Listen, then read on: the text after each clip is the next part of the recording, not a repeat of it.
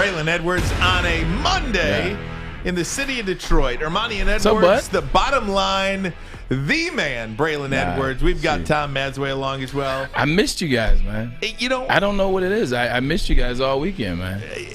And let me tell you about this guy. First of all, you come in on a Monday, right? This is true. Come in on a Monday, and I walk over to the beloved Birmingham Roast. It's the spot, man. Oh, let me tell you about this spot. Ooh-wee. Fresh. And all of a sudden, I walk in, I get in line because they got great food there. That's where we eat lunch. Braylon looks through the window and says, "Hey, come on, I got you." Braylon Edwards has the Diet Coke in hand, man. It was ready. It was ready for you. Braylon Edwards, thank you on this Monday. I almost said morning, Monday afternoon for lunch, man. Hey, man, no problem, man. That's what you can tell, man. I was waiting to get to you and Maz. Maz, I got you tomorrow on lunch. I'll bring you lunch tomorrow. But, all right, man. Excited, man. We had a good Thursday, good Friday, and we had some stuff go on over the weekend, so I was eager, chomping at the bit to get in here. Maz says, okay. I felt bad you bought me. Maz is like, okay, I'll take it. The difference. I love it. He's an NFL guy. Come on, man. Hey, man. I used to be, man. I'm on a poor man's contract. Right, now. Yeah. No, you're always an NFL guy to me. Good weekend, though? Good weekend, man. I was able to dial into some Friday Night SmackDown. I got a chance to see Summer of Cena. I'm very excited about seeing him versus the head of the table, that is Roman Reigns at SummerSlam. Yes, I am still a wrestling junkie. I caught up on some of my shows. Ted Lasso. Best show on TV, man. Ted Lasso, best show on TV. I work with somebody else who talks about that Ted Lasso. Ted Lasso, man. Jason Sudeikis he's a genius for his role as the coach over there in Richmond. They play soccer. I guess he's the guy that coached high school football, then collegiate football, but now he's coaching a soccer team, which he knows absolutely nothing about. But it's kind of like a Major League Baseball type of the movie, kind of like the theme in the beginning, but then they actually become good. So. I feel so much pressure, Baz, to watch these television shows. When your buddies, say you gotta watch this, you gotta watch this, because then you don't catch the references. If I'm referencing with Maz, and Maz and I we're in the reference, and you don't know the reference, then you're just like the odd man out. Like, oh no, man, don't. Oh, here comes Ryan. Hey, I'm bad. I'm back on. I'm hooked on Breaking Bad again from like my 6th time around. I'm finishing Schitt's Creek up, and I gotta get Ted Lasso. Ted Lasso's good, on the man. list. Greatest television show of all time, in my opinion, Breaking Bad. And Sopranos. It was 1 and 1A. Yep. And I would have put Sopranos Walter up there. I White. just did not like the way it ended. I didn't like the way it ended. You know what? The more I've watched The Sopranos, I like the way it ended. You have an appreciation I do. for I'm it. taking Game of Thrones over Breaking Bad. Breaking Bad's overrated. Come on. It's not overrated. Don't be ridiculous. It's overrated. You're out of your mind. It's overrated. Walter White, I get You're drinking too much of those energy drinks or whatever the hell those things are you drink. I might be drinking with Terry at, man. So Yeah, Terry was on fire on Friday. Speaking of Friday, Braylon Edwards, I want to get to this. The Detroit Lions lose a preseason game. What? No, Biggie. I thought they had Dan Campbell. Yeah, well, they do have Dan Campbell, who coached his first game. How could he not have called a timeout at the end of that game? I mean, he's getting killed for it. Sheesh. He's getting killed for it. What in the world? Right. Your initial observations from the Detroit Lions. Did you like anything? Did you not like anything? Did something jump out at you? Or nothing at all, ho-hum, move on? You know what? Much is made about first games a lot of times. Obviously, this will be the second game considering they're only playing 3 now, not 4. But, they didn't have any of their premier weapons, skill position. No T.J. Hockenson, no Brashard Perriman. They didn't have those guys in there. They didn't use, the running backs. They didn't use Swift. They didn't use Williams.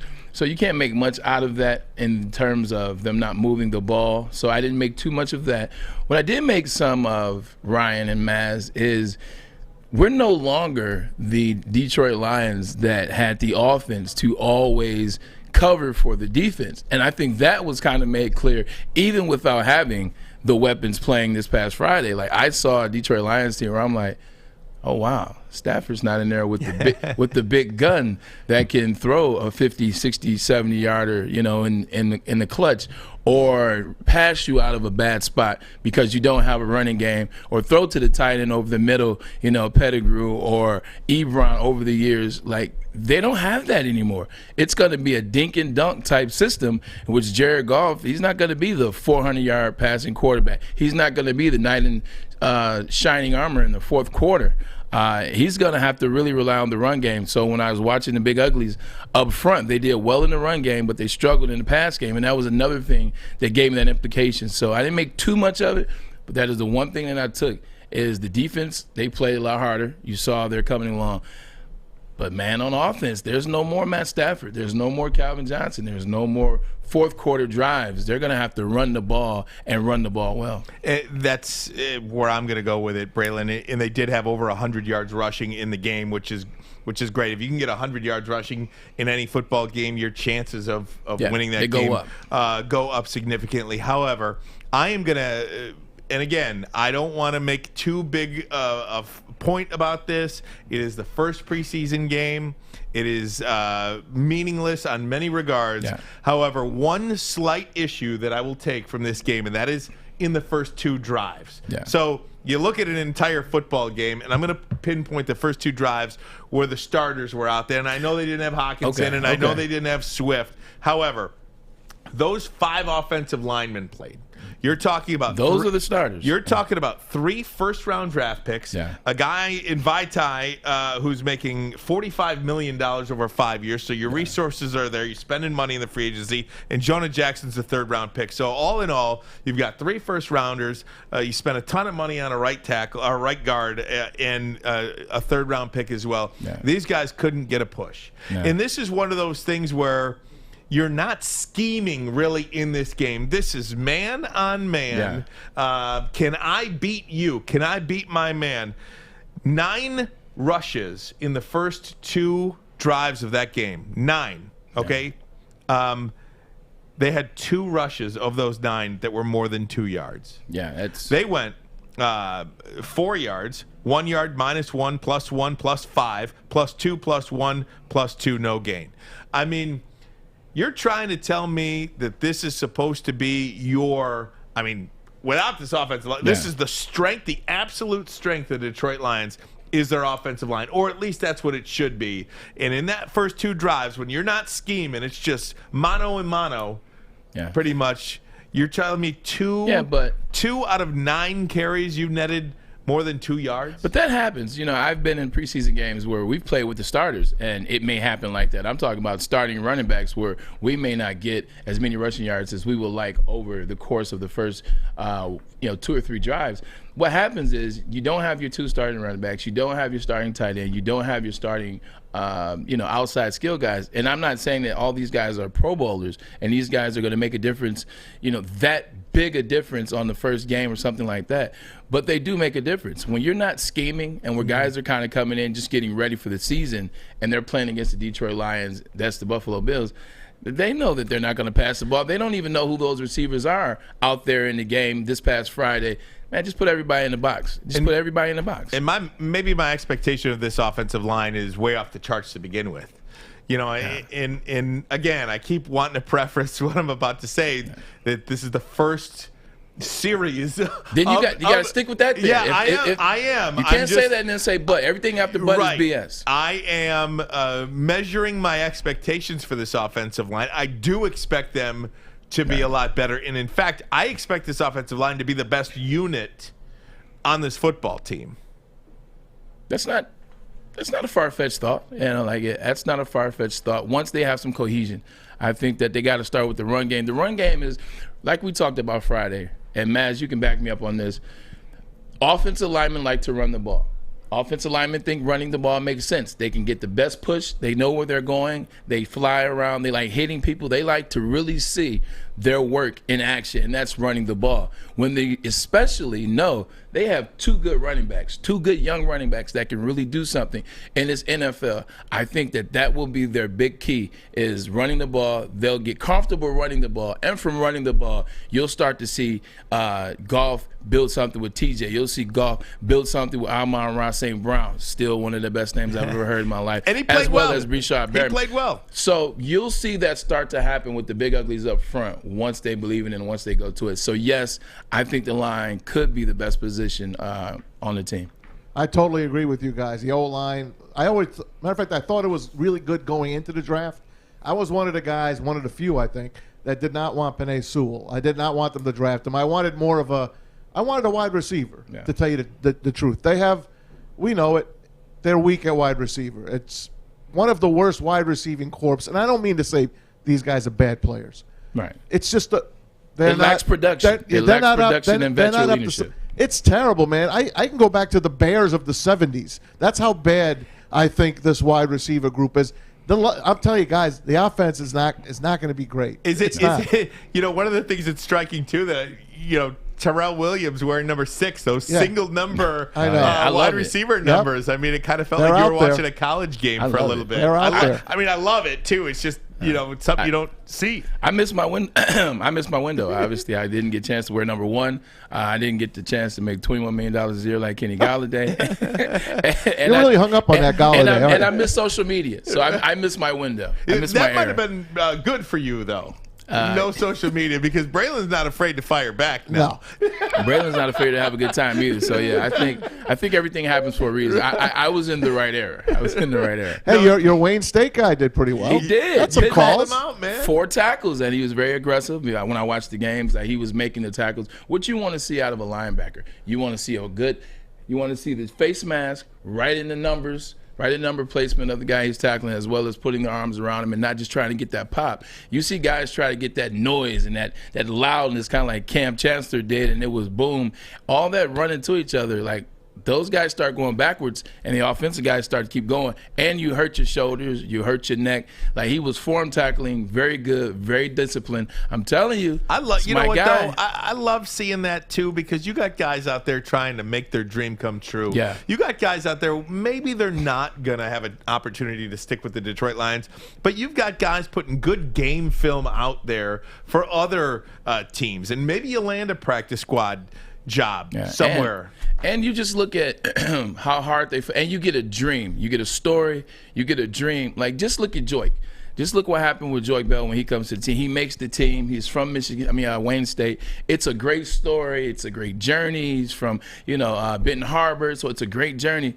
And then, oh, wait a minute. This guy actually can play a little bit. This guy actually is the best receiver out of the backfield that we have as a running back. This guy loves and endears himself to the community. So I just think all that kind of comes with it. So I'm pulling for Pittman, man, like a lot. I think a lot of us are, and we want to thank you for joining us here on The Bottom Line. Woodward Sports on YouTube, on Twitter. We are going to move away, can we say that, from the Facebook feed, Maz, this week. So we are going to really focus in on YouTube and really focus in on the Twitter. So we hope you'll join us in those 2 platforms. And, of course, the app, the Woodward Sports app. You can download that app for free in the Apple Store or Google Play. And, of course, listen to us in your car. It's real easy to do. We need our Facebook people they're there every day. We need you to come on over to the YouTube side. Check it out on the app as well and on Twitter. So we need you. Just move over a little.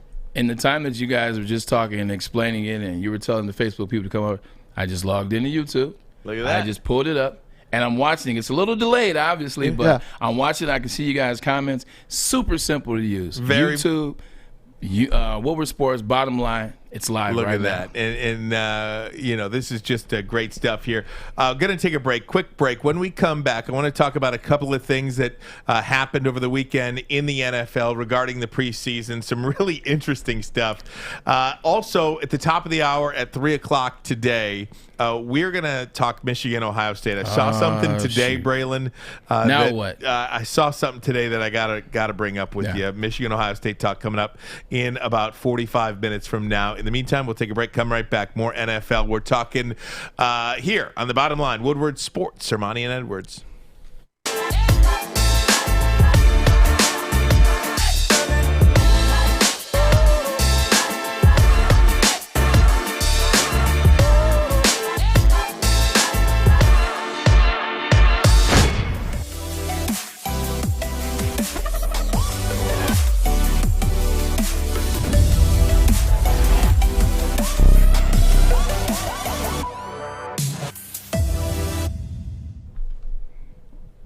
right, we are back. Let me tell you, we love being a part of this thing here at Woodward Sports, too. The guys in the morning show doing a great job. Morning Woodward, they kick you off at 8 o'clock every morning. And then, of course, Big D energy. I mean, those guys. I just like saying that, man. I don't know if it's appropriate. Energy. Joik Bell, Darren McCarty, Neil Rule. Those guys take it from 11:01, and then we're here at 2 o'clock, Maz. That's it. T. Foss, of course, you could see him all over the board as well. Yeah, he's a wandering nomad that adds the best color for all the shows. It's great having Terry around. Guys, Mike Zimmer over the weekend, they were getting blown out. Yeah. They were getting blown out by the Denver Broncos over the weekend. 33-6, they lost their preseason game. Here's Mike Zimmer after the game. Early on, but there were some good things that you saw at the end of the half. What did you tell your guys? I told them it was a very poor performance. We're going to scrimmage next week with this same bunch because we didn't tackle well, that we made the wrong checks on defense with the safeties. We throw an interception for a touchdown. We go 3 and out the first 2 series. Terrible punts. So other than that, it's been great. Coach, with I absolutely love that. I love dry sarcasm. Who was, Braylon, when you played, did anybody freak out over preseason performances? Well, Rex always freaks out. Man, like that's just Rex. Rex has that big energy, big personality. Like if you're not playing good, like he's gonna read you, whether it's preseason or regular season. Mangini was the funniest as it relates to a Mike Zimmer comment, where it's a very dry, sarcastic, backhanded comment. Like Mangini was good at that. Kind of like tell you played bad, but saying in a way in which you were confused.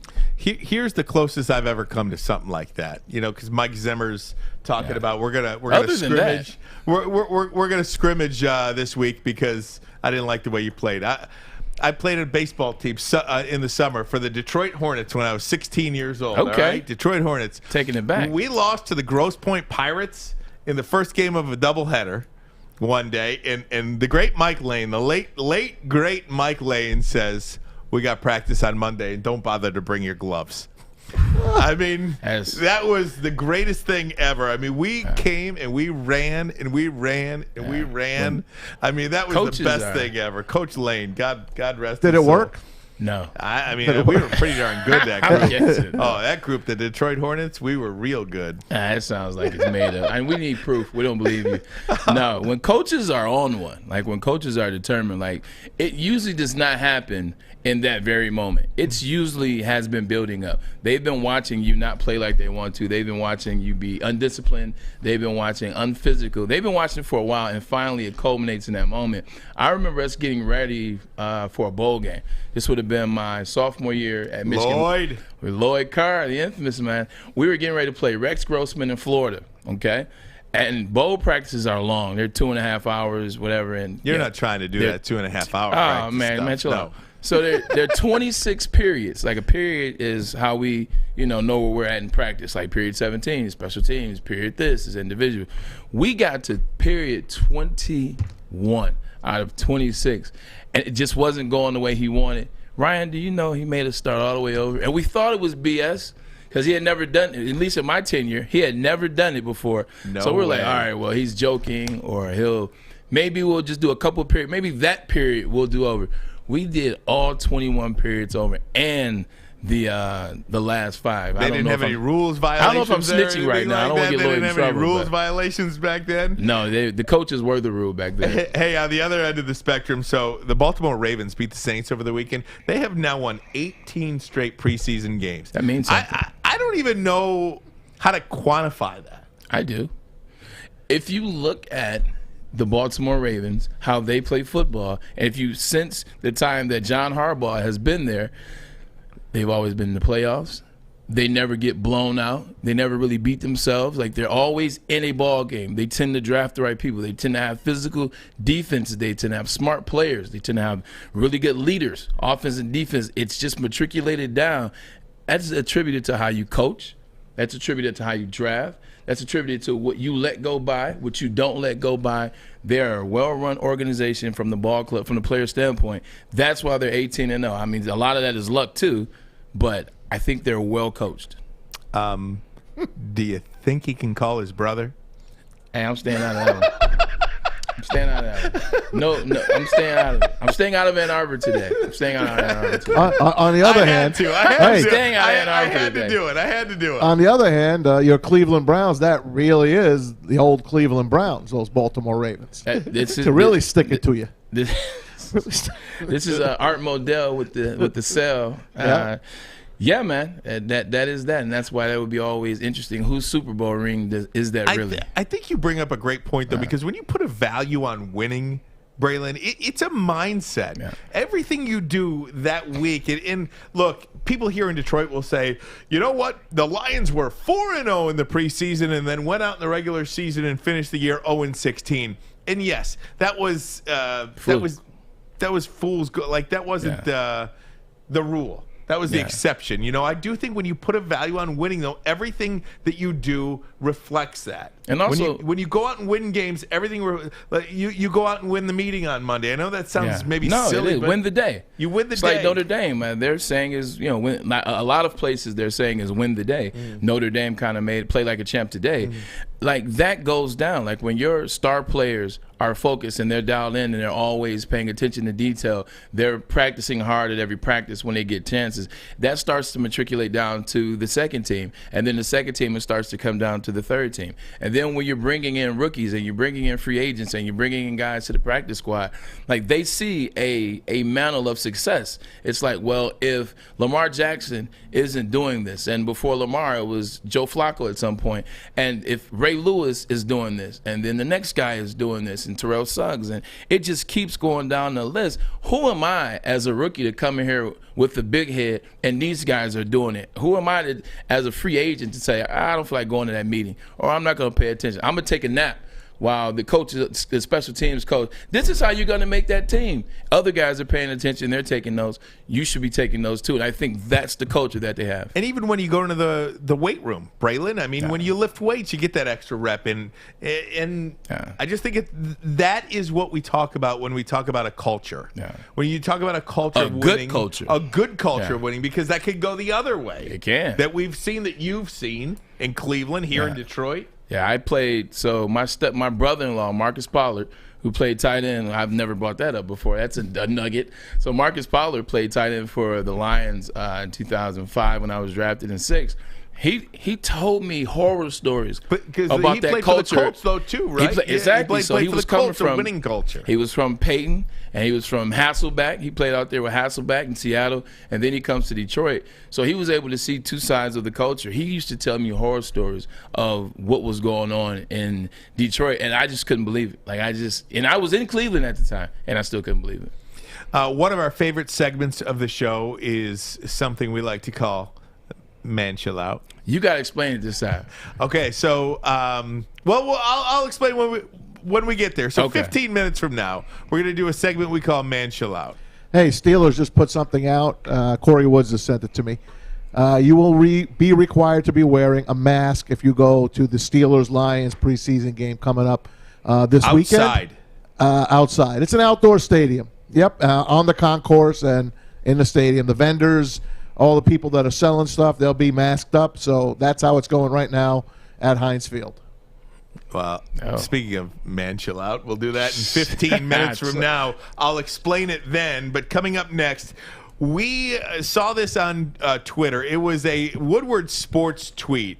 And I love this. If you could rewrite history, if you could change one moment in Detroit sports history over the last 20 years, pretty much. Yeah. That's what these kind of relegated out to. What would it be? And in a landslide, rewriting history on the pass interference call, Lions and Cowboys, that won the Twitter poll in a landslide. It lets you know what type of city we really are. Exactly. Football. Point blank, period. So we're going to talk about that. Braylon's got one of his own that is not in the pro ranks, but in the college ranks. We'll do all that next. You are listening to The Bottom Line, Ermanni and Edwards on Woodward Sports Network. Welcome to the Call Sam Chopper Shop, where you can win a custom-built chopper while helping our veterans at the same time. Watch as the Bad Pig Custom team turns this bike into a one-of-a-kind classic chopper. And when it's finished, we'll be donating the bike to Volunteers of America Michigan to raffle off in support of our vets. A great cause to give back to those who've given so much. Watch for Call Sam Chopper Shop episodes on our social media channels and get your raffle ticket today at callsam.com/Chopper Shop. Northwestern Tech. Start a new career in an industry that is always essential, the heating and cooling industry.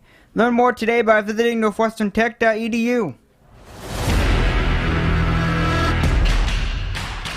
All right, we are back here on Woodward Sports Network. Ermanni and Edwards, the bottom line. Found it. 15 minutes from now, we will do our favorite segment of the show. At least it's my favorite segment of the show. I think it's one of the most fun. It's called Man Chill Out. I will explain it in just a little bit. At the top of the hour, we are going to get into some Michigan, Ohio State. I saw something this morning, Braylon, that I want to hear it. really just kind of talks about the separation. But now, rewriting Detroit sports history. Yeah. Saw this last night. It was a Woodward Sports Twitter poll, and here was the question. If you could rewrite Detroit sports history, what would it be? And this isn't talking about bad calls. Right. This is just you could A change play. the moment. Yeah. Lions 2015 no pass interference against Dallas. David Ortiz grand slam in the 2014 ACL. Was it 14 or 13? 14. ALCS. Robert Ory open 3. 05. Yeah. And Nick Lidstrom 09 game 7 09. near miss, which they should have won in 6 games. Don't get me started. But nonetheless, it was a.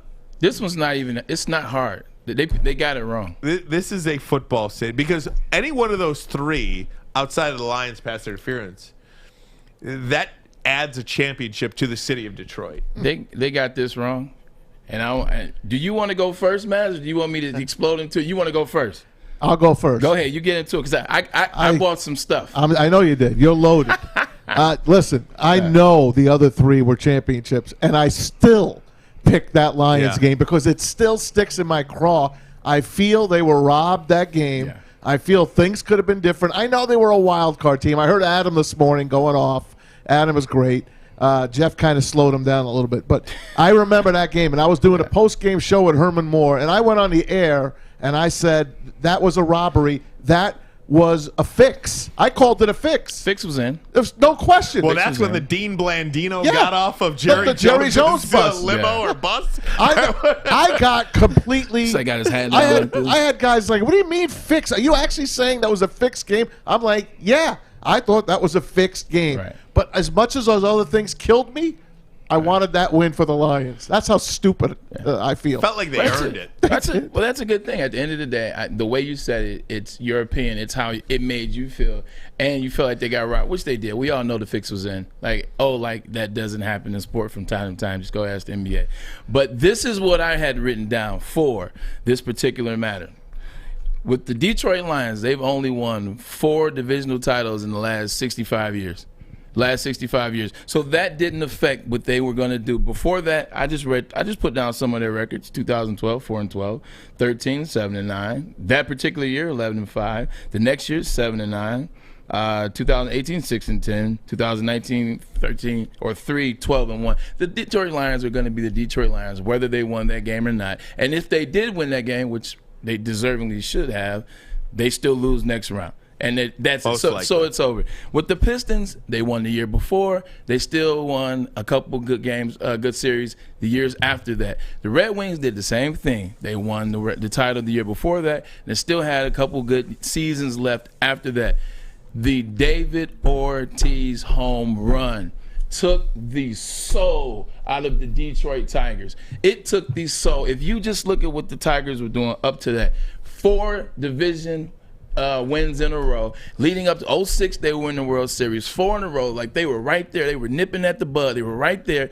Bullpen was trash, but that's a whole nother story. They were right there when Torrey Hunter overruns the home run.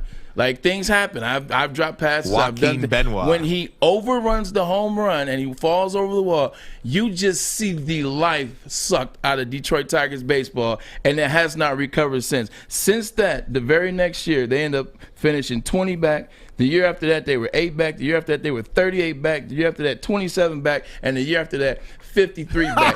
They were legitimately trying to match that moment for 3 years. They wasted time. We could have gotten more for Verlander than we did. That destroyed Detroit Tiger baseball. I like where they're at now. They've made the rebuild. Now this is what they should have been 5 years ago. That moment stole the soul of the Detroit Tigers. Nice goal, I love it, Bray. So, I'm sorry, man. I watched that moment. It hurt me. Look, it hurt him. It hurt. It hurt him. It still hurt. I will say, I was at Fenway covering the game that night. Oh my God! I'll never forget it. There was when you're in a stadium and you could just feel something turn. Even before the home run, I am not in the predicting business, but I felt like something was going to happen. It's like the Sox fans knew something you didn't. Right. It's like you just felt the tide turning in that game because, like, it's just I have to put the pen down because you take back to that year and you remember what that feeling was like in the ballpark, and when it happened, it was just one of the most amazing moments of my sports life, being in the stands, in the stadium at Fenway Park when that happened. Torrey Hunter going over the wall. I mean, and the police officer watching him and laughing. You know, the Red Sox came up with a bobblehead for that. The police officer has a bobblehead with Torrey Hunter at his feet in that bullpen. The Red Sox the next year trotted that out. Man, I remember exactly where I was as well. I had just moved back to Detroit from Miami. I had officially retired. Yes, that was very hard for me to move from Miami back to Detroit, by the way. Telling you. But I had just officially retired. I was moving back. I was into DJing, as a lot of athletes get into, and I was DJing my first gig in Detroit, in the metro area. It was at Crave. Crave was a club in Dearborn. Had good sushi, by the way. But and I'm getting sound check together. I'm kind of getting my mixes together, and we got the game going on in the background. Man, when I saw that play, I was just crushed. Like, I struggled with the first hour of my set because I'm just thinking about, oh, he could have caught it. How did they let it do it? Why did you pitch the Big Papi? I was going through the whole mind. Oh, it was man. Bases loaded, grand slam. I just friggin' Joaquin Benoit. Messed up my set, man. Thank you. We talked to Jim Leland a couple of months ago. It was on the anniversary of Armando Galarraga's imperfect game. Who, by the way, Greg White YouTubed in, commented. I'm still getting used to how to do this, but thanks to Greg White, mentioned Armando Galarraga as a night he would like to rewrite in Detroit sports history. No doubt. Jeff Martin says no Darko. Oh, yeah, that too. That's my boy. Shout out to Jeff Martin. That's my guy. But Jim Leland says to this day that he didn't take Benoit out and go to Coke or someone else. He said, I had Coke ready to go in, and he still can't sleep because of that game. So you're not the only one, Braylon. Jim Leland is on the train. And that's the guy, man. Side note, you talked about one that wasn't on the list. I think that's for both of us. Well, yeah, I mean, please feel free to mention this one. We teased it. Yeah. So one that's not on the list didn't happen in pro sports, but it happened to something that means a lot to us. Braylon? Oh, man. November 2006. There was a team from down south that was undefeated, and there was a team from Ann Arbor that was undefeated. And they played in what's called the game. I was so drunk that day. You weren't the only one. Oh, before, during, or after? After. Oh, you weren't the only one, terrible. I'm sure. So Michigan, it's what? They're driving. I'm not Michigan. Ohio State's not driving. It's third down. They're about the 39 or 40-yard line, and we're up 4 points.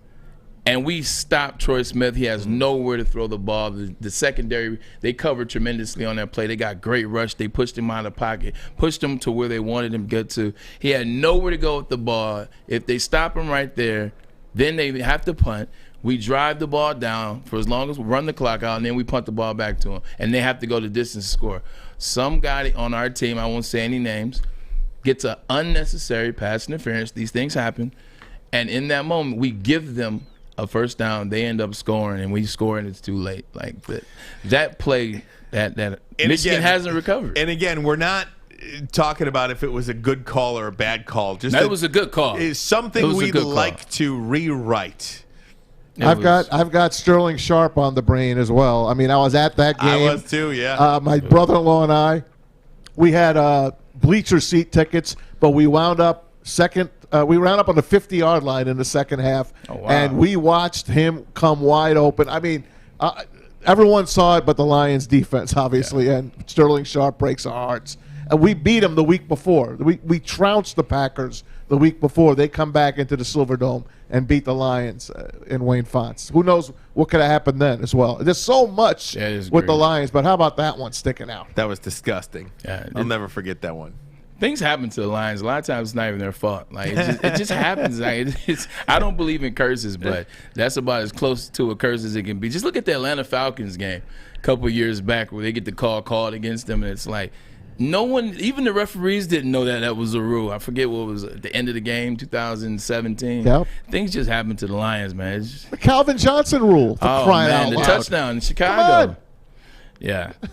Hey, guys, we're going to take a break. When we come back, man, chill out. You're listening to Ermanni and Edwards. I think we just did it. The bottom line, man, chill out. This is the bottom line on Woodward Sports Network. You know why realtors love using Hall Financial as a lender? Because of our commitment to speed and service. We have nearly 4,000 five-star reviews already. Call today, 248-308-5000, or go to callhallfirst.com.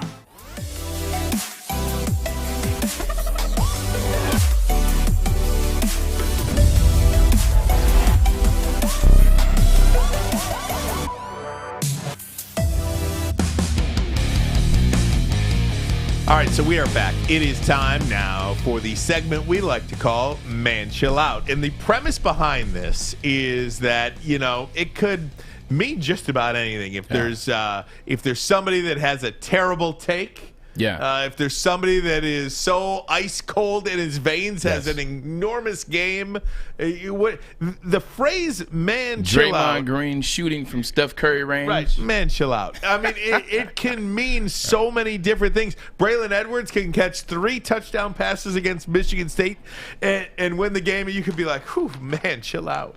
Yeah.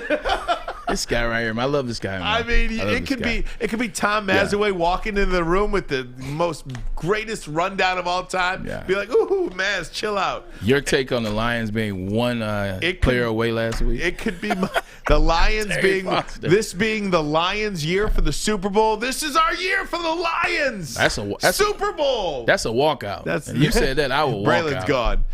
But he could say as an alternative, man, chill out. Sure. He could. So here it is. Who's going first? Who's up first? Braylon Edwards, I think you are I'll go first on the list. Do we have can we roll the footage of the Of course. Can we roll the footage? Now check this out. This is a rule that the NFL is trying to really crack down on this year, and it's taunting. They feel as though taunting has gotten a little out of the way, and if you pay attention, the NFL leads the way for the young kids of America, just like the NBA, so they don't want young kids following in those footsteps. Now, just watch this. This is ridiculous. It's a strong run. It's a good run. It's a good, tough run. There's some physicality at the line of scrimmage. The running back carries those guys, gives a little look of physicality, like, come on, man. And then they call it taunting call. You know what I have to say to that? Chill out.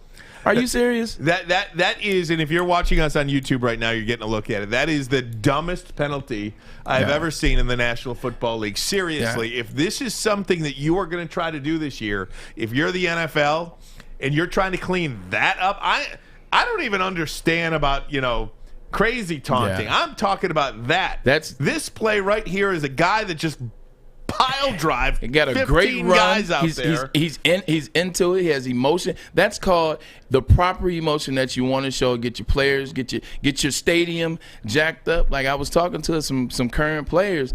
They said we're not far off from two-hand touch. Like this is. If you can't do this, what can you do? Seriously, I think they got him because the way he threw the ball to the referee. Well, that's ridiculous. I think it's stupid as well. Obviously, I'm still watching it now. I'm saying he's. I like bat flips. I like celebrations. I like it all. I like it. And that's where I was going to go with it. I mean, if you watch baseball right now, who's the most exciting player Fernando in all Tatis. of period, bar none, full stop. Fernando Tatis Jr. is the most electrifying baseball player in the game today. And one of the reasons why is because of the way he plays. He plays with passion. He plays with excitement. He plays 110% each on a fly ball out. Yeah. I mean, the guy's firing it back into the infield. Yeah. The way you're taught in Little League. Yeah. I mean, he has fun out there. If you want to grow the game, if you want to grow baseball, if you want to grow football, if you want excitement, if you want kids, emotion. Braylon, exactly, who are stuck to all of these devices all day long. Yeah. What do you excitement? The days and of Barry emotion. Sanders handing the football to the referee, those days are over. They're coming back. Apparently, that's what they're trying to make. Maybe that's what they want. Look at Tim Anderson the other night in the Field of Dreams game. When he hit that game-winning home run, The emotion. he's doing his thing, and He deserved to do it. I'm a Yankee fan, and I got a kick out of that. Yeah, Barry's like one of a kind because he can hand the ball back to the ref, but the 65 amazing yards of running and juking that he did before he got there, I'm already out of win celebrating. So I'm glad he just gave the ball to the ref. It's ridiculous. Maz, you go. I'm looking up a stat. All right, you got it. My is obviously the Tigers and the pursuit for the 500th home run for Miguel Cabrera. Read a story this weekend. Tigers player development, players relation guy, Jordan Field, came out and said what the Tigers are willing to give up in case a fan catches that 500th home run, which could be tomorrow against the Angels. He said, we're not paying any money. What? The minute that somebody catches the ball, they're going to get them and their party will be escorted to a suite. For what? So they could watch the rest of the game in peace so no one takes the ball from them. Because there are souvenir hawks that are going to these games right now. Professionals that know how to catch a ball. Probably know how to fight, too. And they know how to fight as well. So they're going to take them. They're going to sequester these people in a suite. They're going to have a meet and greet with Miguel Cabrera after the game, and they're going to discuss what they can give. And what they decide is, we'll give them an autographed bat, a new ball, maybe tickets to a future game. That's what the Tigers have come out and said. I can buy that in the pro shop. Now, that is their official stance. That's their official stance. So what do you have to say to that, man? Man, chill out. I'm selling talking that about. damn ball. Heck yeah. I need the money. 1,000%. 1,000%. I'll give Miggy first crack at it.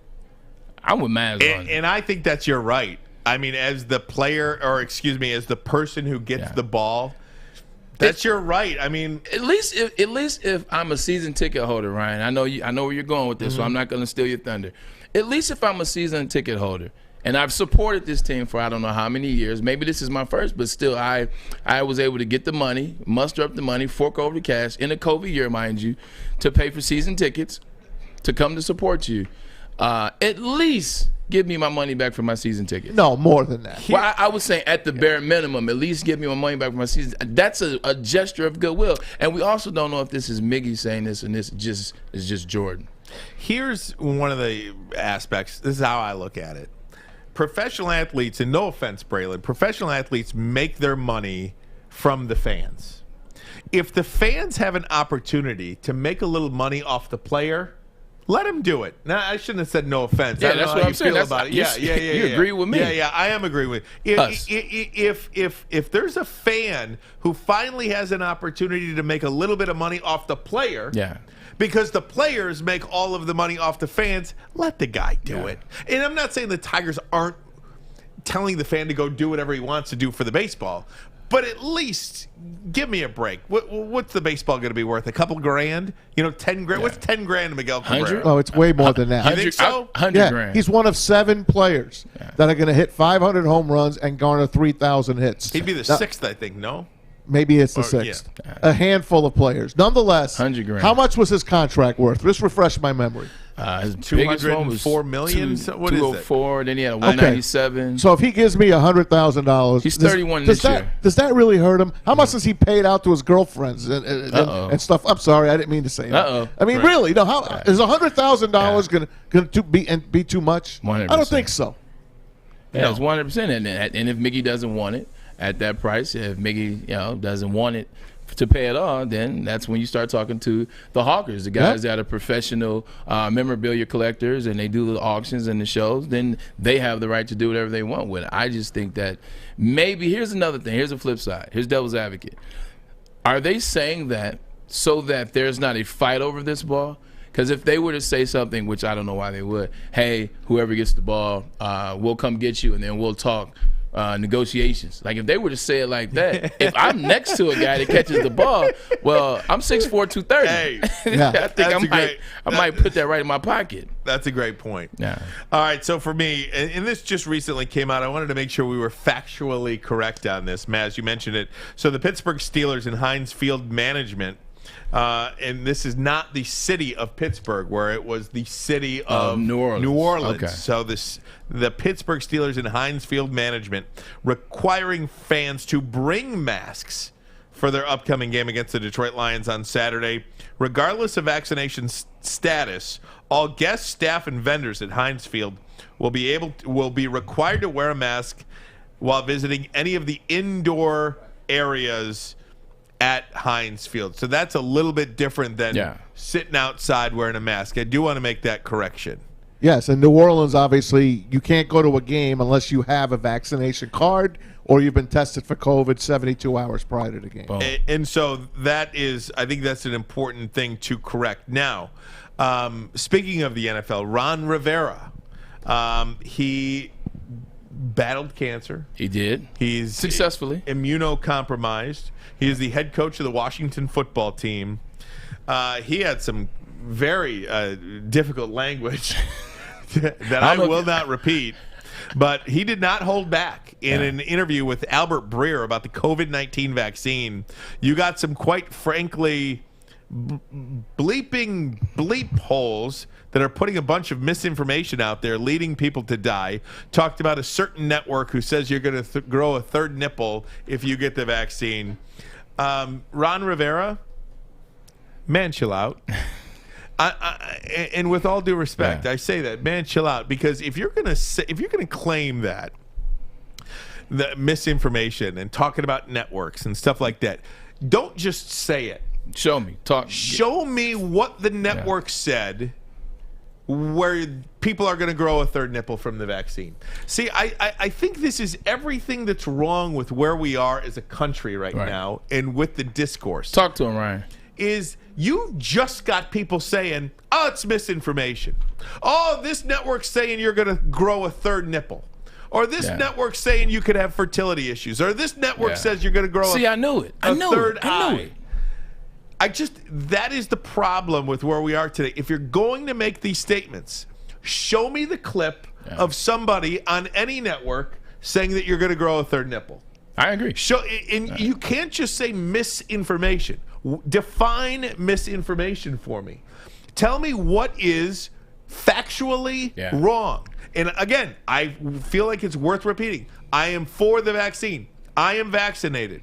That's my belief. That's what I do to my body. I'm just saying, when you're calling out the discourse in this country, I do think this is part of the problem. When you have people like Ron Rivera just blurting out who has a platform, who this will be seen by all the major networks. Exactly. Just blurting stuff out. Misinformation. Third nipple. Enough. Enough. And if you do have something to say about it, Ron Rivera, show us the clip. You have a platform. You can call a press conference and educate everybody that you want. You have players like Cole Beasley, who I thought eloquently told his side of the story and his beliefs, and he came up with his facts. So I agree with you on this one. But no matter what you want to do, if you want to be vaccinated or if you're not vaccinated, the NFLPA, they signed off on it. Players that are vaccinated, you're 100% in. Players that aren't vaccinated, you're going to have to walk a fine line and be separated from your team. And Bray, you can know more than that. As a player, would you want to be separate from your team, separated from your team, and have to do extra tests to fly, and you can't leave town? And there's a lot to this. There's a lot to it, and that will, depending on how long he stays this course, and it seems like he's pretty stern and disciplined on this course. It's going to show a testament to what he believes in, what his family believes in, because I think there comes a point in time where you are, typically you aren't put in this position to choose your NFL professional family over your actual live-at-home family and your blood family or your intermediate. But this is a situation that could be between him and his intermediate family. They lobby on one side and the team lobbies on another. So as his teammate, Ryan, I have to side with my boy. I said, hey, man, he's laid out all the facts, like you said. Mm-hmm. He's laid out why he doesn't want to do it, why he won't, and he's willing to do all the extra precautions, all the extra things.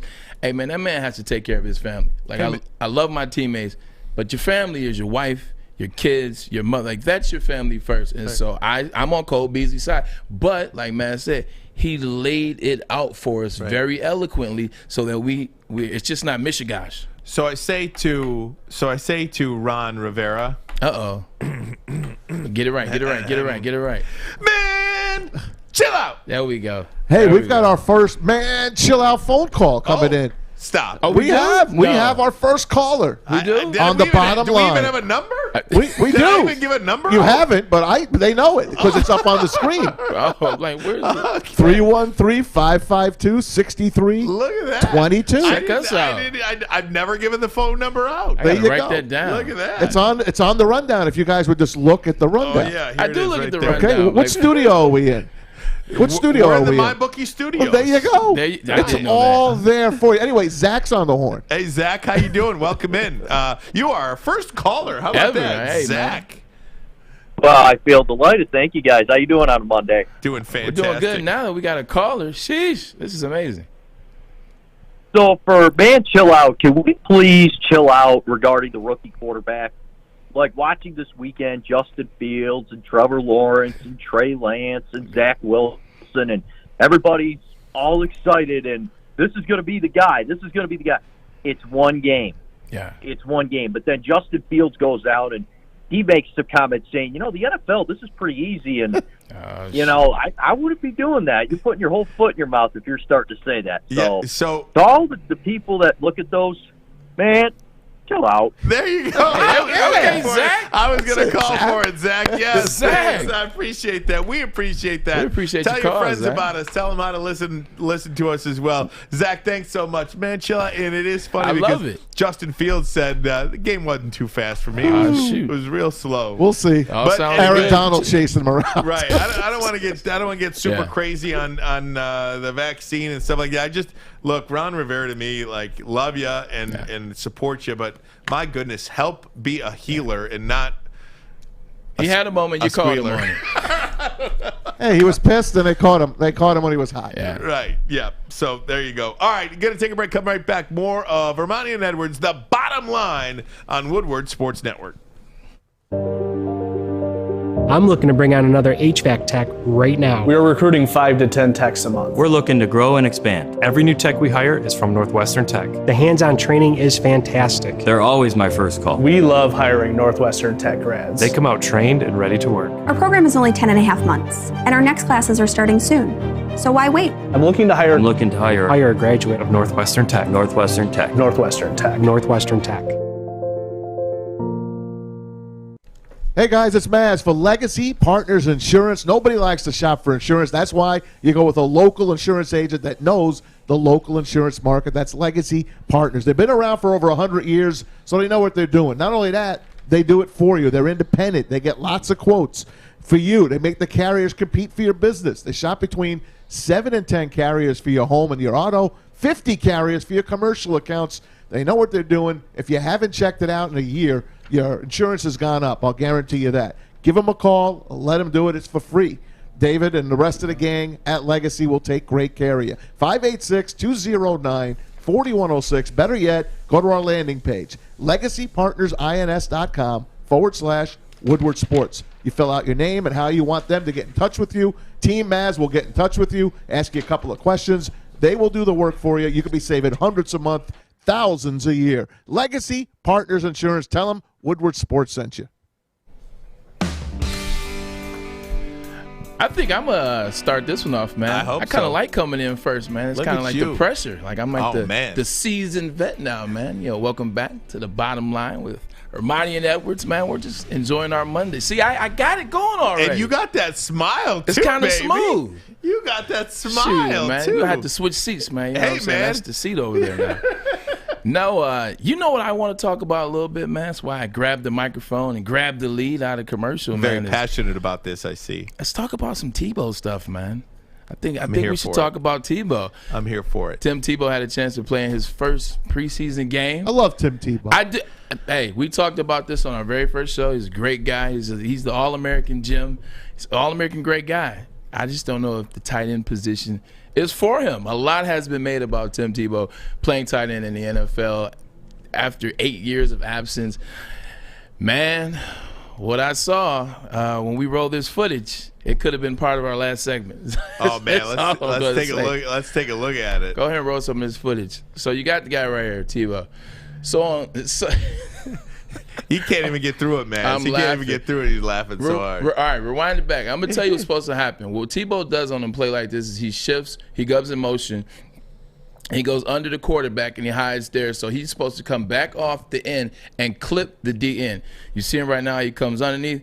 His job is only to get in the rush outside linebacker or D end's position. So technically, Tim Tebow did his job. He was able to seal off the end. Watch this. The running back's able to go around him and get yards. So technically, it's a great block, man. Can I stop you for a second there, Braylon, for 1 second? He did his job, but you can just – I'll let you stop me and I'll come back to it. Okay. Because I'm not done with this. He has another highlight too. Did Tim Tebow do his job on the play or not?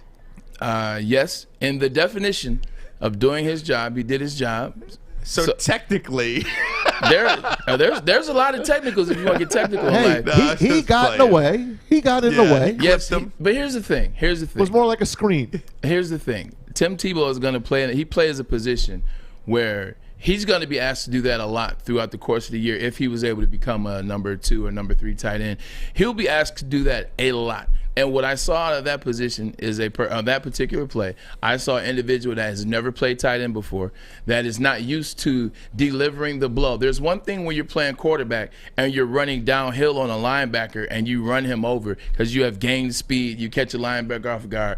On this particular play, now you're delivering the blow. You're giving the contact right at the line of scrimmage. There's no getting 6 and 7 and 8 and 10 yards head of steam. You're right there at the line of scrimmage. That's the 4th string defensive end outside linebacker for the team that he's playing against, the Browns. That's going to be a number 1 when he plays in the season. That's going to be a number 2 when he plays in the season. That type of technique, that's not going to work. That's going to get you blown up because that guy's not good either. So that guy allowed Tim Tebow to give some bad technique and get away with it. That's not happening on J.J. Watt. That's not happening on these guys. Doesn't the NFL rosters have to be trimmed down to 85 by 4 p.m. today? Yeah. Does he even make it to the 85? Yeah, he's making it. He's making it. You making it to the 85? He's making it to the end. You think so? He'll make it. And I love Tebow as a player. I love him as his faith. I love him in terms of his leadership that he had in Florida. Even the win against the Steelers in the wild card in 2012. I love that. Tim Tebow has made a career at the quarterback position, and what he's showing you is it's very difficult to not play a position and then get asked to play that at the highest level, especially 8 years level. He's not a tight end. And people think it's easy. Oh, you could just go to tight end and catch some passes. There are skills, there's techniques and things that come along with that. He just doesn't have it and just doesn't know it. And so I think fun experiment. I'm glad his boy shows the good old boys club. You got to let this guy go, man, before you get him hurt. First guy I think about when I think of a different sport athlete who would have revolutionized the tight end position, Shaq.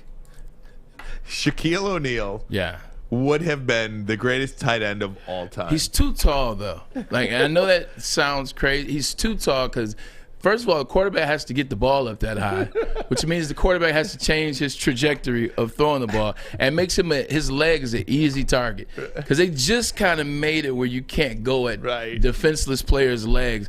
Shaq would have played in the late 80s, the early 90s. Oh, they would have tore Shaq's knees up. You imagine him playing maybe LeBron. In the old vet LeBron. Maybe LeBron. Okay. I give you LeBron. Oh, my gosh. That is great. Hey, I mentioned this. I'm out on Tim Tebow. Yeah, out on Tim Tebow. Tebow's got to go. I enjoy Tim Tebow. I think the story is fine. I never understood. Well, I do understand, but I don't get why people just don't understand that. You know, he's got an in with the coach. You know, exactly. I mean, he's got an in with the coach. Coach gave him a job. And they're back in Florida. Gainesville isn't too far from I mean, he's going to get cut. Maybe he could be the team chaplain. That's actually really good. Yeah, keep him around. That's actually really good. Motivational speaking. There you go. Play some baseball while he's out in How Florida. about coaching? What can he coach? No, he can't coach. He can coach tight ends. He can't coach nothing. I know.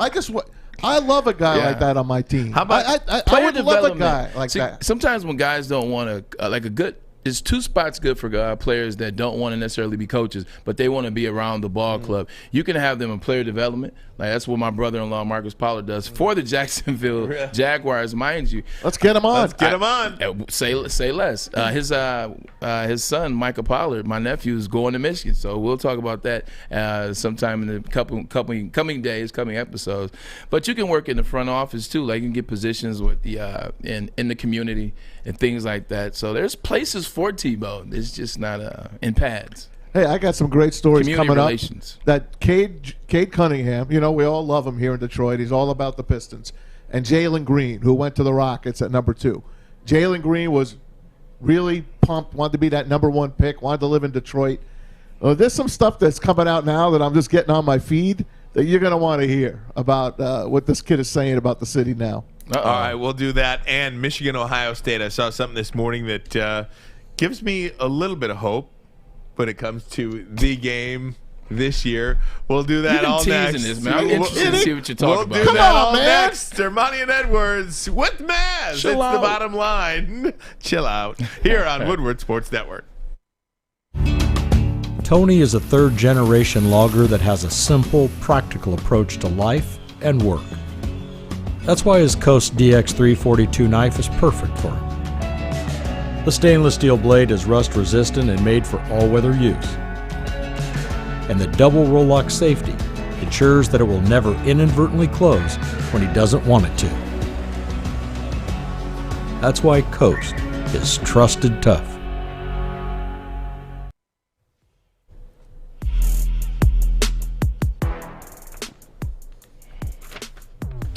Just let that marinate with you for a minute. See Maz's head bobbing over there. Braylon's like, oh man, look at him. Just the beat, man. It's like a freestyle beat. You ever see Hitch? Of course. You like my DJing? I get in there and I'm like, 8 Mile. This is where you live, right here. Braylon, you think I could DJ like you did back in the day? I think so, man. Right. You got a good feel for the timing. Good feel for like that transition to the next hour. That was a good transition. That's all the DJ needs. If you can transition well, you can be a DJ. Maz, what do you got for us? Before we get to Michigan, Ohio State, I want to... All right, let me read this for you guys. Okay. Before the draft, Jalen Green went out and he said, I want to live in Detroit. I want to be the number 1 pick, blah, blah, blah. I want to live here. He has since come out now, and we just got this on our feed. He says, I wanted to be the number 1 pick. But as for living in Detroit, I felt a lot more comfortable in Houston. It felt like a real homey environment. With Detroit, it felt like I was just going back to the G League bubble. And I just got out of the bubble. That's pretty much where it's at. In the G League bubble, I didn't really have anything to do but to stay in the gym. I didn't have any time for myself. The only time I had to get away was in my apartment. That's what it felt like in Detroit. I wouldn't be stepping outside in Detroit. There are not too many things you could do in Detroit like that. You're going to stay in the gym, then go back to your apartment. What a jerk. Well, Jalen Green. Well, first of all, we're glad you didn't come here because I was looking at your hair over the weekend, and it's very, very feminine. So, this is a tough, gritty city, and He's a good-looking guy. I don't know if that pretty hair would have worked here in Detroit. But what else do you want to do as a rookie? Get better, work out, watch film. Don't you want to try to hone your craft? I think for all three of us, it would be very appropriate to say Jalen Green.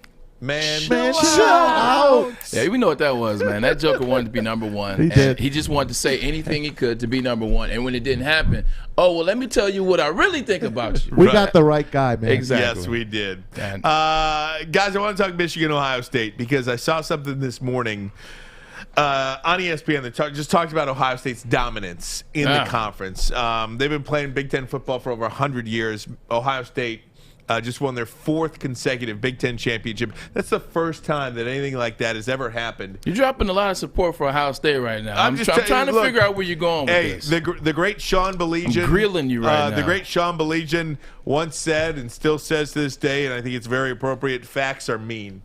And the fact of he's the meanest.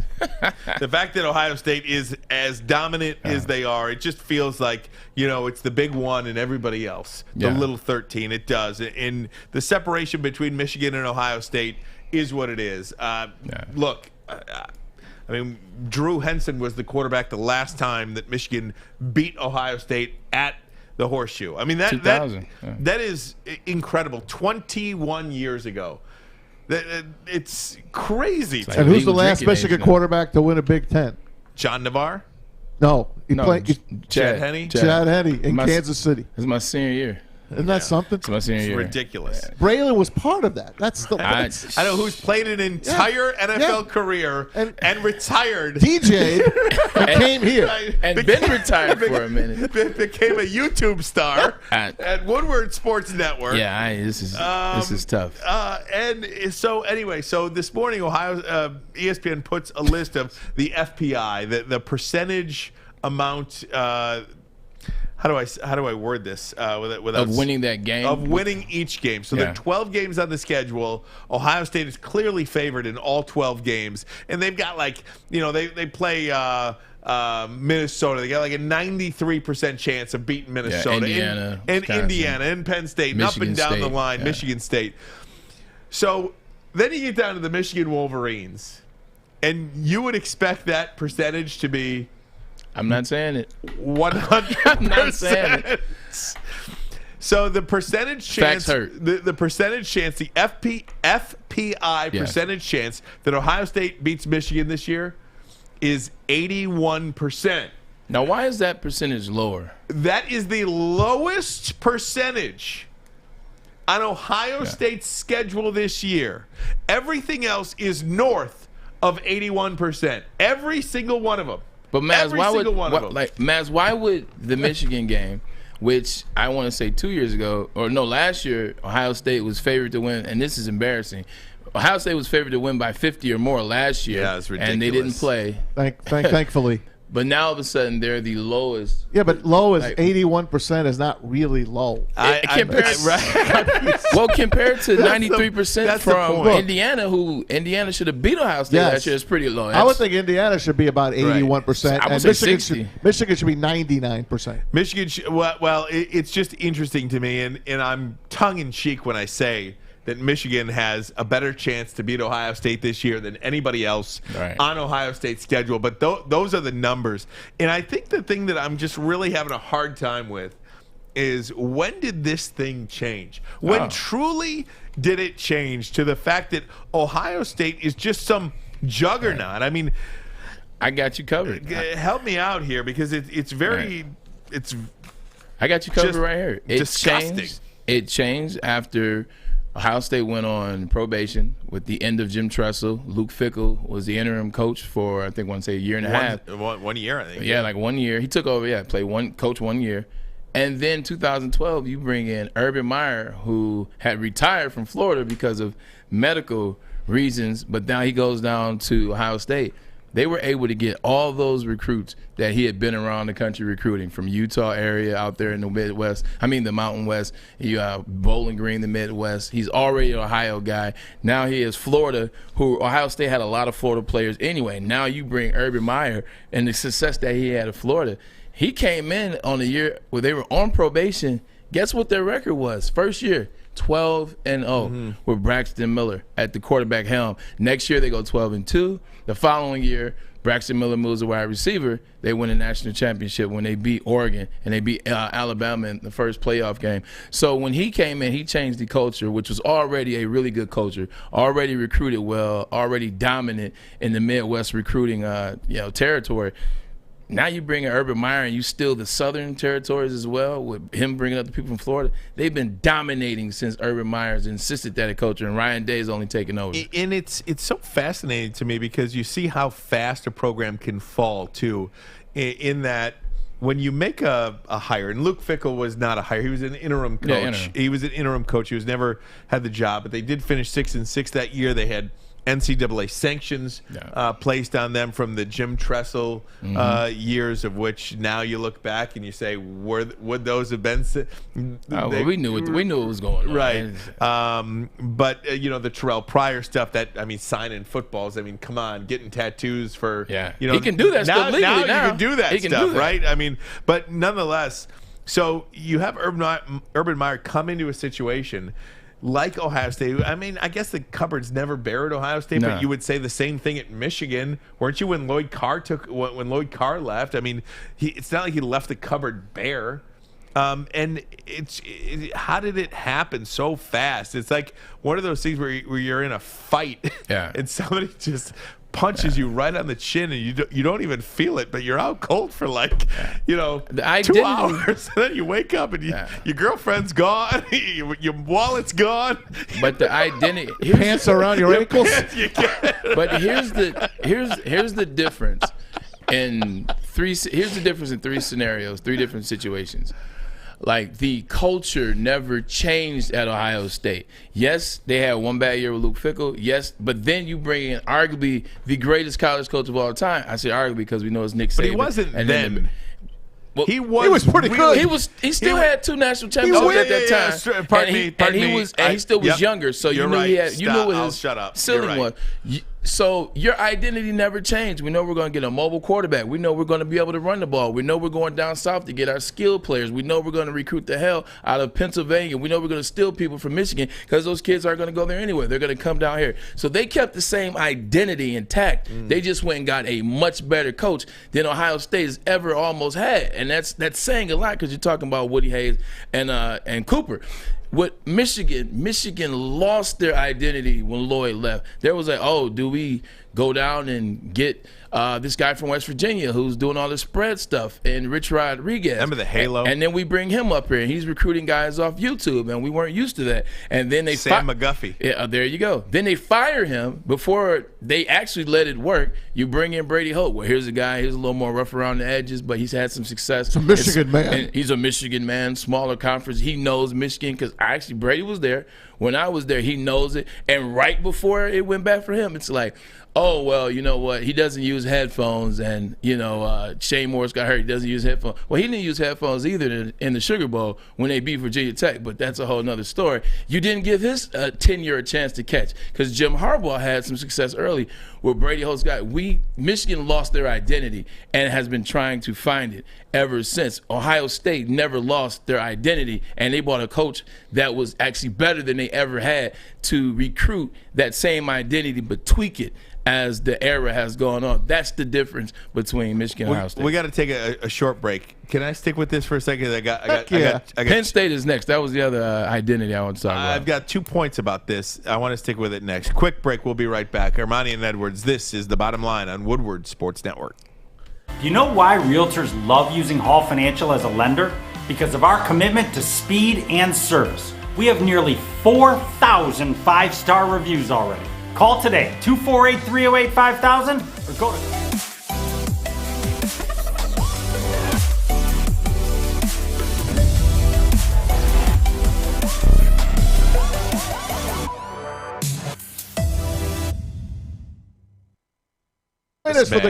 This for the grand opening of Levels Provisioning. This Friday, August the 20th, Levels located on Sherwood Avenue, just south of 10 Mile and Centerline. Woodward Sports will be broadcasting all day long, starting with the Morning Wood, Big D Energy, and, of course, The Bottom Line. Free food trucks, tons of giveaways. You could even enter for a chance to win a brand-new 2021 Dodge Challenger. Go to enjoylevels.com for more info. Enjoylevels.com for more info. We'll see you Friday at the grand opening of Levels. All right, so that's great. Do that, and I want to get to this. 2 points about the Michigan-Ohio State conversation and how Michigan just kind of dropped the ball, right? They just dropped the ball and let Ohio State punch him in the chin, not feel it, take the girlfriend in the wallet, and have your pants down around your ankles. Are we done talking about Michigan? Jesus Christ. It still hurts. Watch this. Supportive, though. I remember reading this in 2020 just about Rich Rodriguez. Yeah. Remember when he got hired by Alabama? I do. And then all of a sudden something went awry where either he didn't take the job. I don't remember exactly how it went, but he didn't end up taking the job that he was hired for, or they just said you're not. I don't remember exactly how it came to be that he didn't coach Alabama, but he was hired at Alabama. Can you imagine how different Michigan football would have been if Rich Rod was never there? And I don't even know who was option back then. I wish they would have gave him a chance, honestly. But it's never going to happen. I agree. It's never going to happen. I agree. I agree. I agree with that. And that was the thing, and people always talk about this, is I feel like Michigan was so, and I don't fault them. If I was a president, or if I was the I forget what the regents. If I was the regents, they usually, they pay and pick the coaches. Like sometimes you get nervous when you're not having that success, especially when you're a school like a Michigan or a school like Ohio State or Oklahoma. You're like, hey, we gotta make the next big move. Especially if you see other teams in your division or on your side of the ball in your conference having success. It's like right before Rich Rod really kind of had his people. We, fired him. You hired Brady Hoke. Brady Hoke had some success with Rich Rod's people, and then the same thing happened with Harbaugh. So but you're nervous, you're scared, you're fretting the line, you're starting to push, you're starting to panic, and so that's why you fire those guys before. And I think that might be a scenario or conversation where they talk about the whole Harbaugh experiment and the Harbaugh tenure. Like part of him getting extended for a lower rate and still being there. How much of that is? Well, we keep firing these guys too early. We saw what happened with Rich Rod in the Sugar Bowl with Brady Hoke. We saw what happened with Jim Harbaugh in the first 2 years with Brady Hoke's team. What if they're like, you know what? Hey, let's just let them do it. Have all the time you need. Well, look, I'll say this. I do not believe it. This is a must-win. If Jim Harbaugh does not beat Ohio State this year, you don't get a seventh chance. But he's not. So you can't say that. Because they have no chance to beat them. Why not? Because they're inferior. You can't find an they acorn. They were a 50-point underdog last year. What changed? Got to win the game. What changed? Well, the quarterback. An off-season, hopefully. They have number one recruits coming in every other week. You've got an entire camp. You've got a quarterback. You've got a new staff. Things can happen quickly in college football. Things don't happen, Ryan, because you wish them to happen. Things don't happen because you want them to happen. They happen because you lay down the consistent groundwork. You lay down things that make things happen. The right recruits consistently, the right coaches consistently, paying the right coordinators consistently. That's how things happen. They don't happen because, you know what? This just has to be the year. It never has to be the year. This has to be the year. Gosh, Braylon, are you 21 other years prove otherwise? Well, and that's just it. Are you willing to make it 22 and 23? It's not what I'm willing to do. If you don't win this year, you're going to go to Ohio State next year and win that football game, and Jim Harbaugh's going to be 0-7. I mean, how many years do you get? And now back to this issue of identity. Yeah, you mentioned Ohio State's identity. You mentioned Penn State's identity. You mentioned Wisconsin's identity. What is Michigan's identity? Do we know? I don't even know what their identity. Do you know, Maz? Do you know, Braylon? I don't know what their identity is right now. I know, and that's why I came up with the conversation of the identity. Like, if you look at the teams that have had success, and let's just stick with the Big Ten for right now. The teams that have success, they have identity. Wisconsin's identity. You don't even have to be a genius to know what Wisconsin's identity is. We're going to have 5 guys up front that weigh 330 or more pounds. We're going to get a running back from somewhere from Pennsylvania to New Jersey. That running back's going to run for 2,000 yards a season. You're going to have 2 wide receivers that are going to be very underrated, play well for you. You're going to have a tight end that's going to be amazing. That's their identity. It's pretty consistent. Penn State, you're going to have a mobile quarterback. You're going to have a really good running back from the Pennsylvania area. You won't have to leave. You'll have really good skill positions. You're going to have the best linebackers in the Big Ten every year. Outside and middle, they have the best linebackers. Very good special teams play. That's their identity. Ohio State, you don't even have to talk about the identity. Whoop your butt mentality. You know what it is. You get the guys from down south to be on the outside on both sides of the football. Quarterback is going to be a mobile black quarterback that can sling it, that also runs 4.3. You're going to get running backs that you're going to steal from Michigan. How often have they done that from the state of Michigan? With Michigan, Mike Weber. I'm talking about it. After Lloyd Carr, where the identity was we're going to run the football, Mike Hart, Chimanga Biaka-Patuka, Tyrone Wheatley, Anthony Thomas, and you're recruiting that Midwest. You're getting some of those Ohio players like Desmond Howard. and Charles Woodson are both from Ohio, and they're both Heisman Trophy winners, University of Michigan. So that was our identity. Have the big guys up front. A lot of them are going to be from Michigan. Your Jake Longs, your Reuben Rileys, your John Janssens. They'll be from Michigan themselves. Quarterback is going to be a big guy, not very mobile. He's going to have a rocket launcher of an arm. He's going to be able to conduct this offense a certain way, have really good tight ends, and then recruit well on the defensive side as well. That was our identity. Strong on defense, physical. I haven't seen that identity in a long time, and we got close with the 2016 team. But since that 2016 team, I haven't seen that identity, but that's what Michigan identity used to be. Here's the spreads for Ohio State's games. Let's quickly go over them, all right?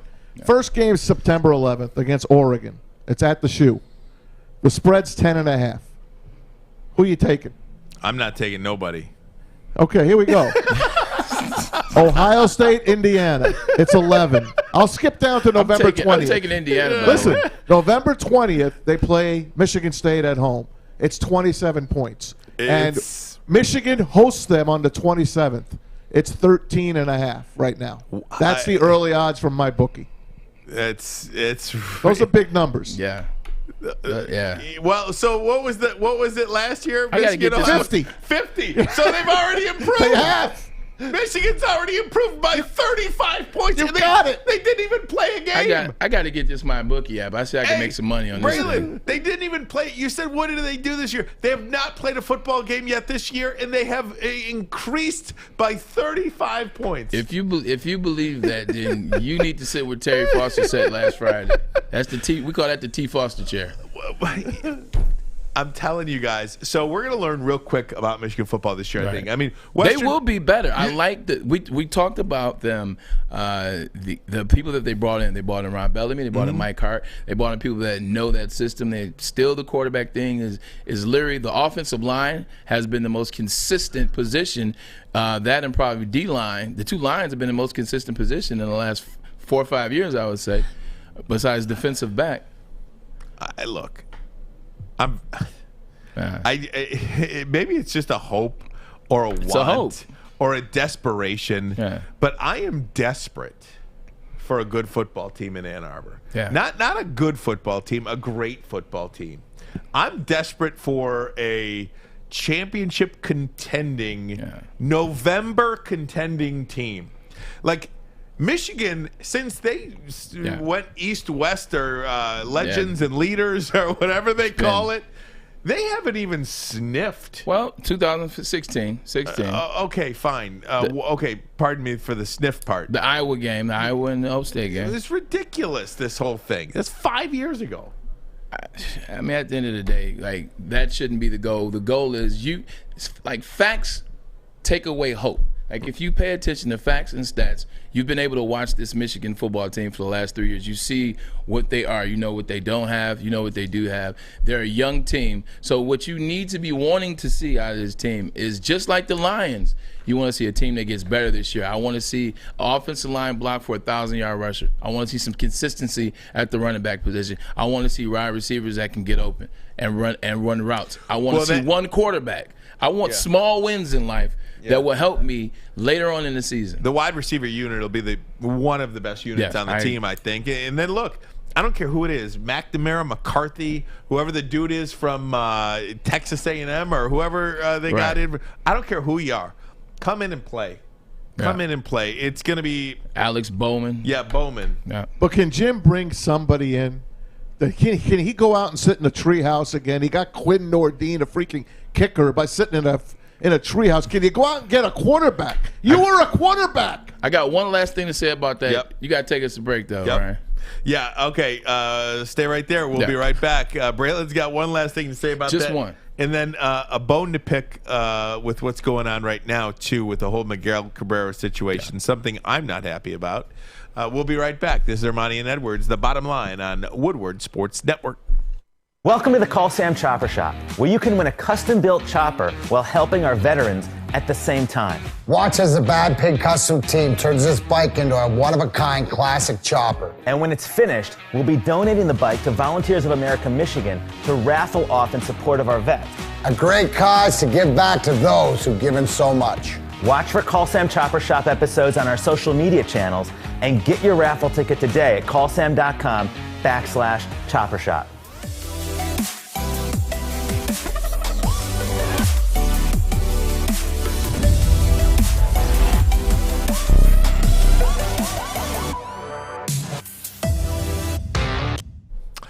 We'll get back to some Michigan talk in just a little bit, guys. But again, want to tell you, thank you for tuning in wherever you are on the Woodward Sports app. You can listen to us. That's audio only. We appreciate that. Tell all your friends to download that app. Also, YouTube, Twitter. That's where you could see us. And again, if you're at home, when you're at home, everybody's got a smart TV now. Everybody's got a smart TV. You could just say it into your voice remote. Yeah. Woodward Sports on YouTube will pop right up for you. So let your friends know about us. And again, it's new for everybody out there and how to consume sports talk. And we are happy to be a part of it. This is true. I think the last thing I was going to say about Michigan, let's jump into something else. You know what I'm saying? Let's get one last thing out there, Maz and Ryan, is everyone has always talked this Jim Harbaugh quarterback whisperer like stuff, right? He's the whisperer. He's the guy. He's the guy that can. He was Captain Comeback. And then the guy goes all kind of sounded good in my ear, Brian. Shut up. And then he goes all conference. And then the guy goes into the NFC Championship. You know, he's finally. If you really pay attention to it, like, he was very fortunate to have Andrew Luck. Andrew Luck was a guy that was a genius. Andrew Luck was a guy that was going to Stanford regardless, and it was the right factors that happened at the right time. And I'm not taking away from what Harbaugh did up there at he got lucky. At Stanford. Is that what you're saying? It just was a lot of factors came together. You look at the running game with Toby Gerhart and what they were able to do, and then Bryce Love after that. And so he's a one of a kind type quarterback. And then luckily, unfortunately, he had his injuries with the Colts. Then you look at when he gets to San Francisco, he didn't even want to draft. He didn't want to play Alex because he wanted he didn't want Colin Kaepernick either. That wasn't his pick. But he comes in there. Greg Roman had an amazing offense. I was there when Cap got drafted. I was there the second year of Harbaugh's tenure, or the first year of Harbaugh's tenure. At Greg Roman's offense and what he was able to allow Alex Smith to do at the quarterback position, I know Alex can't throw the ball deep. I'm going to feed a lot of over routes to Vernon Davis. I'm going to feed the ball to Vernon Davis. I'm going to run a lot of slants, a lot of little concepts that we had. It kind of hit Alex Smith's arm and made it easier. We ran a lot of stuff with Alex Smith. It made him less exposed, and it made him look like a better quarterback. It gave him confidence, which he actually played well in later in his career with the Chiefs. You look at Colin Kaepernick. You're not teaching Colin Kaepernick how to drop back and run 92 yards against Green Bay. You're not teaching Colin Kaepernick how to have a rocket of an arm. Like, you don't teach those things. The best job he did as a quarterback's coach or quarterback's guru is what he did with Jay Rudock. Now, what he did with Jake Rudock in 2015, that was something special to see. That was something good to see. I saw change in Jake Rudock and confidence in Rudock. But outside of that, if you really break it down, there's no whispering going on. There's great offensive coordinator in Greg Roman, and there's right time, right place, Kaepernick, and Luck, Andrew Luck. Sorry. You have a very unique perspective when you play for a guy that you went to the same school. What's that like? It was it was good. That's pretty cool, right? I mean, now do you guys get together and talk about Michigan days, or how does that work?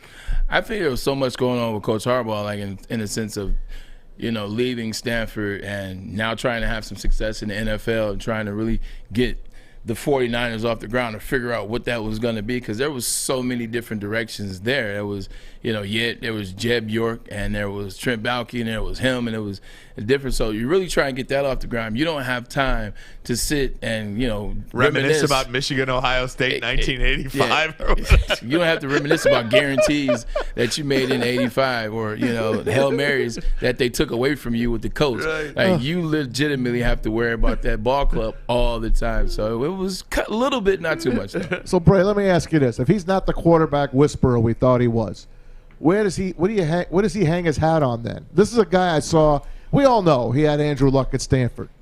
Terrific. He had great success. San Diego State prior to that. Then he comes to Michigan. Well, he goes to San Francisco, goes to the Super Bowl, comes to Michigan now. What is he then? If he's not a quarterback whisperer, what is he?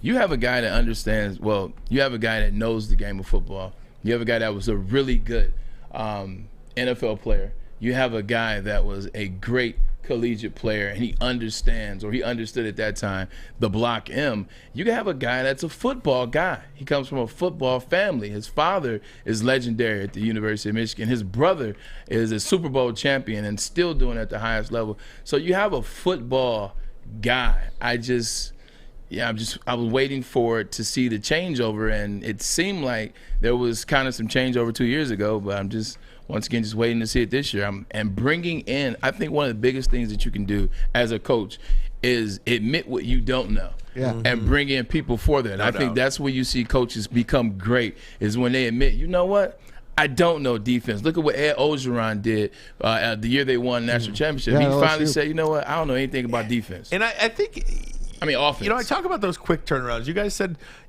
what is different this year between, Michigan and Ohio State and all that? I think what Ed Orgeron did at LSU, and granted, it was the transfer quarterback, but again, it was the quarterback that was there. Pretty good quarterback. Yeah. Just okay.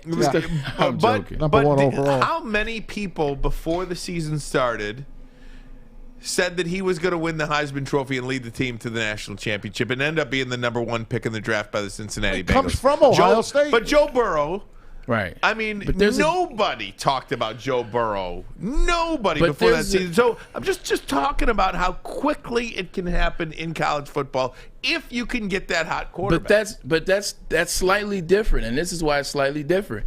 Every year, LSU finishes in the top 5 in recruiting. So even if they're not winning the 12 games or 11 games, and they're disappointing their fans, and they're finishing 8-5 or 9-4, they still have the best athletes. If you look at the draft in the last 5 or 6 years, the best 3 is like LSU, Alabama, and Ohio State. Great point. LSU always has one of the top 3 draft classes. They always have some of the most drafted players in every NFL draft. So they have a bunch of players that are waiting for that.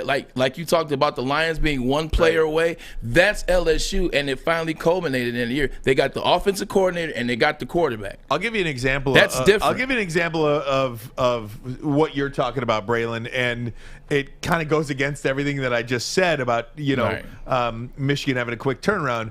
Last week there was a story on ESPN.com that came out that had the top 50 incoming freshmen in the Big Ten. Yeah. Top 50. Do you know how many players Michigan had on that list? Had one, I think. Wide receiver? Yeah. Nope. One. It was number 41 out of 50, and it was Donovan Edwards. The wide receiver? No. Is he a wide receiver or a running back? At running back, wide receiver. I don't know how he's going to use him at Michigan. He's 6'3", 212. Donovan Edwards from Ron Bellamy's West Bloomfield team. Yeah, he's a wide receiver. And then you look at Ohio State on the. They got 6 guys or something. Like, you know what I mean? Like, at least. You got Alabama. You got like 6 guys. I mean, it's just so I do understand what you're talking about and having that talent there, but I just think you can have a quick turnaround in the NFL. I want to ask you, in college football. If it's set up, just look at the Tampa Bay Buccaneers. Yeah. With Tom Brady, one player away. But they had a great defense. Everybody knew that. They had some really good skilled players. They had a good offensive line. They had a coach that knew what the hell he was doing. And they put Tom Brady. Now, he's the GOAT. That's different. But that one player, the system was already in play. Ed Ogeron said, hey, here's Joe Burrow. Now we got you guys offensive coordinator that knows what he's doing. He's not just treating you guys like athletes. Have fun. What quarterbacks are coming to the Big Ten? They're going to go to Ohio State. They're not going anywhere else. They're going to the SEC. That's where they're going. That's why the Big Ten has to change. They have to go out and partner with another conference or two. And we heard about the ACC. You heard about the Pac-12. They got to do something together to take a little bit of the power away from the SEC. Yeah, but you talk about, look, Mac Jones is the first Alabama quarterback under Nick Saban, I think, and he hadn't done a thing yet, but other than play one preseason game. But Mac Jones is the first, I believe, first round pick at quarterback under Nick Saban. That's saying something He hasn't too. needed it. He's been using athletes. Yeah. So there's that. But again, I'm sorry, I'm going back to this. You talk about the staff at Michigan, and I do think those two guys, and Ron Bellamy and Mike Hart, are going to make a world of difference for these guys this year. I firmly believe that. I think so too. I think these are hires that are really good hires. I think we all foresaw. I don't even know if that's a word, but we all foresaw. It is now. I take it. We Dude, all you foresaw. can do whatever you want. I think it is a word, though. But is. We saw. It's our word now. We foresaw Mike Hart coming here, so we were just waiting for that. Like, I think everybody that's in the Michigan family, you have been waiting for that to happen. It happened. Ron Bellamy was an individual, like I told you. I've been watching the things that he's done at West Bloomfield High School, and it is amazing how many kids he's sent to D1 schools, Power 4 schools, Michigan included, LSU. His understanding of it, but that's a really good pick, man. Like, these young guys. So I think that's going to help change that culture, man. I do too. I agree. Tua, by the way. We forgot Tua. Oh, Tua has Tua Tagovailoa. Yeah, no, okay. So Tua. Yeah. But Tua was the first. And, Tua. Tua was the first, then he had back-to-back, okay? So Tua was the first, and then he had back-to-back. But nonetheless. He's had a lot of good quarterbacks, though. That's the difference. Tigers are off today. Miggy goes for number 500 again tomorrow. I'll be there. Thinking about it.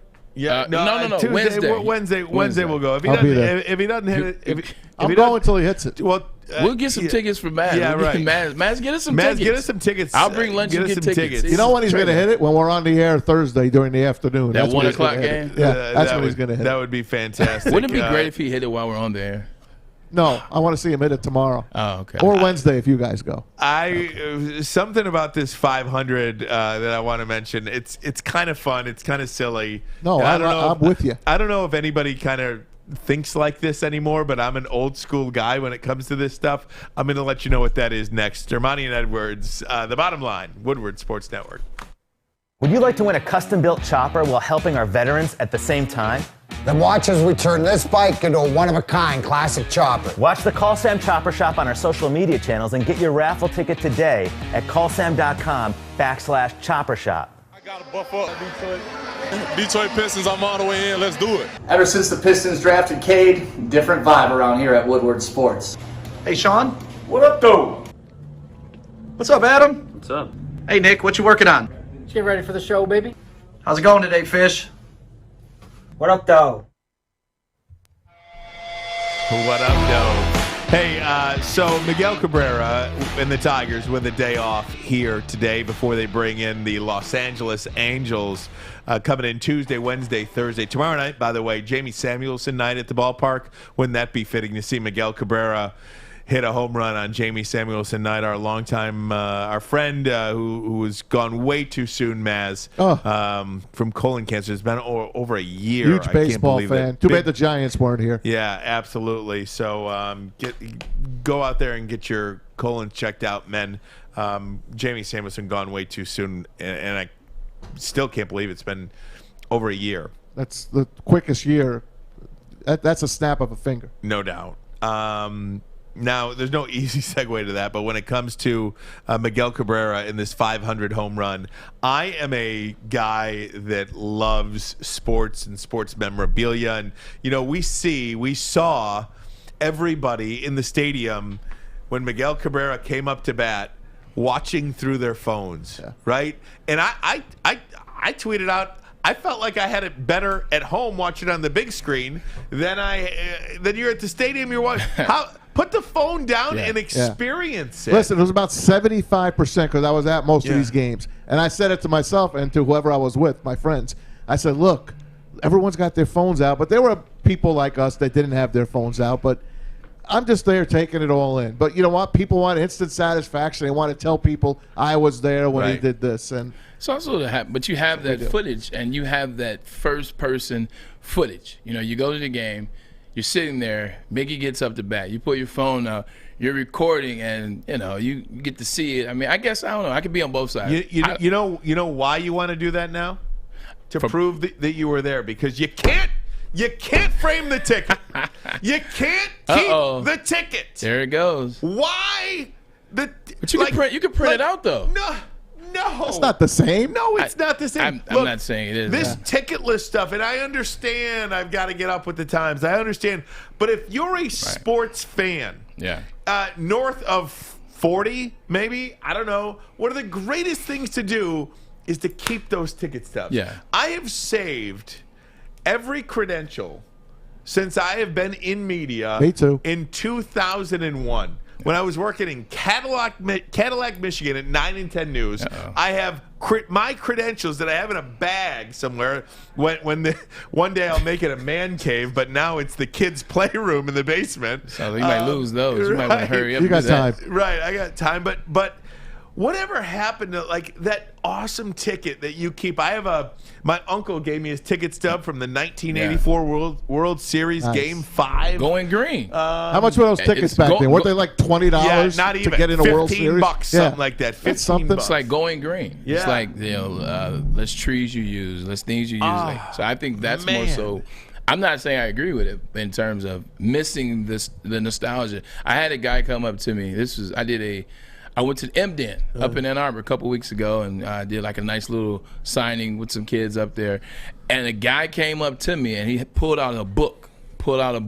And in this book, guy had all these ticket stubs from all these Michigan games. And he had my father's ticket stub from the Rose Bowls my dad played in. He had like in pristine condition. He had a ticket stub from the 2 Rose Bowls that I played in. I'm signing it, and I'm like, I don't think this ticket looked this new the day of the game. So to your point, it was something to see those tickets and just kind of have that moment where you're like, I remember, blah, blah. So it is something to that. It's just one of those. The 500 homers is one of those nights. Is he going to hit it? Yeah, I don't know. I don't know about that.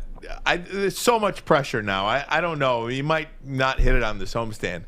But the idea of the 500 home runs now, it kind of highlights the what you miss sometimes as a sports fan. You miss having that ticket. If Michigan beats Ohio State this year, I don't know if Michigan is ticketless there still. I think they give tickets.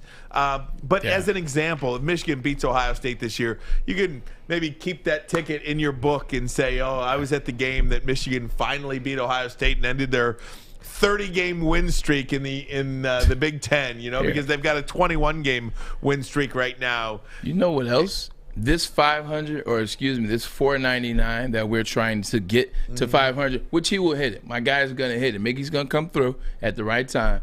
But you know what it's also reminded us, and this isn't a good thing.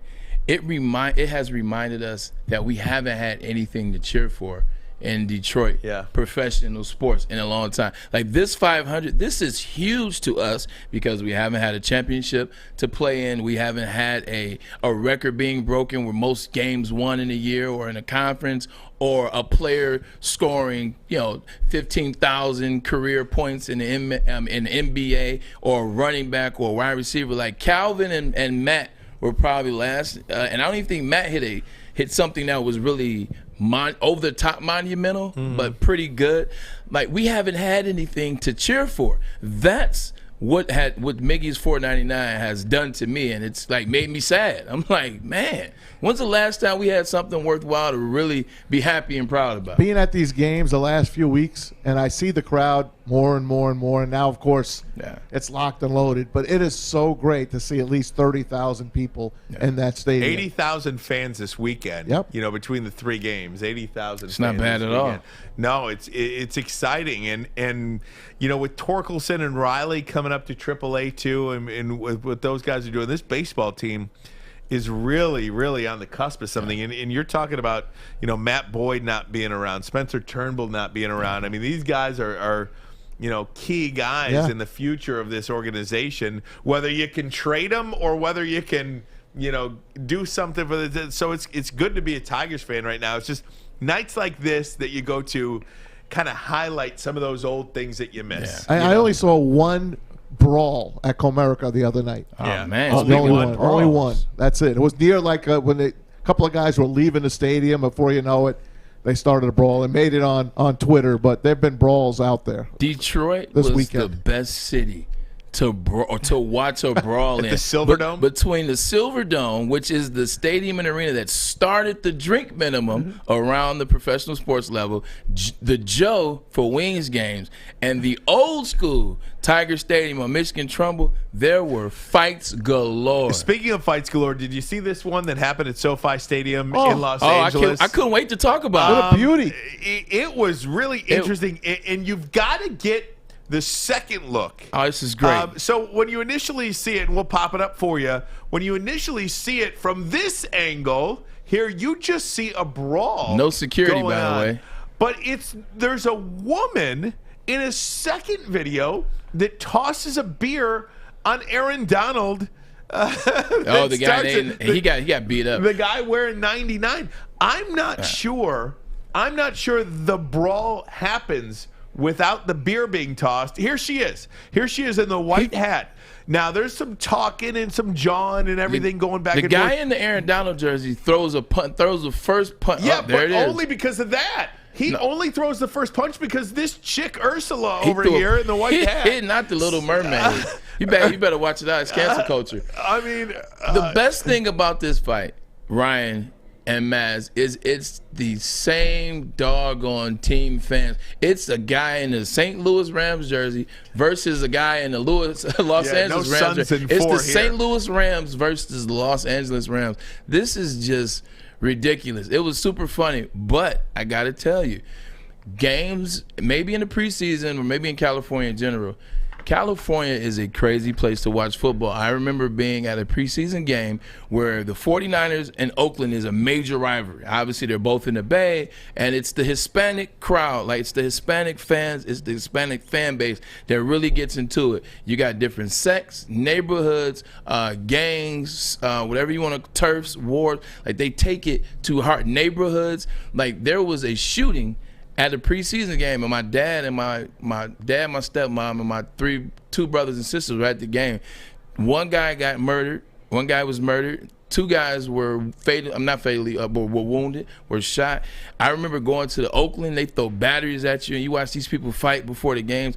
That California Hispanic vibe at those games is a whole nother level of fan. Whole nother level. I went to Tigers Dodgers, and I don't remember the year. I don't remember what I ate for dinner yesterday, but let alone what year it was. But it was within the last 8 years, 10 years. Went to the Tigers and Dodgers game in Los Angeles, and one of my favorite players on that '84 team was Chet Lemon. I love Chet Lemon. I don't have many jerseys. Got a Chet jersey with guys' names on the back, but I do have a Chet Lemon jersey that I wore to Dodger Stadium. And you start, it's the day, and you leave, and it's the night. And there was a guy that came up to me. He's like, "Hey, take that jersey off before you get to the parking lot." And I was like, "Ah." And he says, "Serious?" And he says, "No, take that. I'm doing you a favor. Take the jersey off before you get to the parking lot." And he didn't say "tuh." He didn't get to the KE part of the take when I had that jersey. I ripped that thing off so fast. He said, and it's off. Hey, so you're a smart one. He's like, "I'm doing you a favor, buddy." I sat in the old dog pound in Cleveland. It was the Jets in Cleveland. I come up with my Jets gear. That's a tough place. I'm head to toe in my Jets gear. I'm in the dog pound. How long ago was this? Back, the old Municipal Stadium. Okay, but it was the Jets sucked. Jack Trudeau was the quarterback at that time. God. So they were down there. They were horrible. Is he the Prime Minister of Canada? Yeah, that guy. Jack Trudeau. Well, Trudeau. What was Trudeau's first name? I'm messing with you. I think it's Jack Trudeau. Anyway. Justin. Justin? No, it's not Justin. That's Trudeau. the Prime Minister name. That was joking. Yeah. Jack Trudeau is the quarterback. Anyway, I make friends with everyone. I'm a friendly guy. I don't drink. I'm not gonna fight you. I'm there to watch a football game and have fun. By the time I left that stadium, that area, you know those stickers they used to put on your milk when you used to walk out of a program, the orange stickers? The orange sticker with the I had orange head to toe. Everyone, they were having fun with me. Right. I didn't care. The Jets got shut out that game. They might have had a field goal. Right. But I left with all orange. I'm not taking my jersey off. I'm still going. I'm still repping my team, Ryan. Yeah. I'm still repping my team. Man, well, this guy was afraid I was going to get killed out there. Sometimes it just makes. Sometimes you have to make a smart move, and that's a smart move. Like I remember my senior year, My parents didn't come to the Ohio State game my sophomore year. I think there was something going on, but they couldn't make it. So they came my senior year, and all the family that we had come, I had cousins, had some friends, had family. I told them, I said, listen, I know you guys support me. I know you love me. I said, don't wear Michigan to the Ohio State game. I said, because I knew my cousins. I know my cousins are, they're from the east side. They're wild. I'm like, listen, don't wear Michigan stuff because I know what's going to happen is get into fights. And my cousins, I love them to death. They were like, nah, we wearing your jersey anyway. We're going to wear it. We're going to support. My mom listened. She didn't want the problem. Man, my cousins wore the jerseys. They were out before the game started. They had gotten into a fight in the stands before the game even started. Like, Columbus is a different type of place. Why is that acceptable? Why is that acceptable? Like, because they run the cops. What are you going to do? But even like in Columbus, if I was a Buckeyes fan, I'd be pissed. No, because you wouldn't. when I'm at Michigan, and I was at the Michigan-Ohio State game in 19, okay? Right. I was like, welcome to Ann Arbor. Thanks for your money. Thanks for spending money with us. You know what I mean? But you're thinking it from, and this is no disrespect. Enjoy the game. This is no disrespect. This is the truth. You're thinking it from a rational University of Michigan graduate point of view. There's no rationale with Columbus and Ohio fans and the people that come there to support. There's no rationale with them. So you're not going to think that way if that's where you are in your life. Hey, back in the day, it was like 2000, I think it was, and I was with WJR Radio. They used to have the Michigan Wolverines rights. What's that? I was part of the game day. I'm just kidding. I know. We pull in with our WJR van, and we had a car as well. So the WJR van, the engineers get out, they set up the game for you.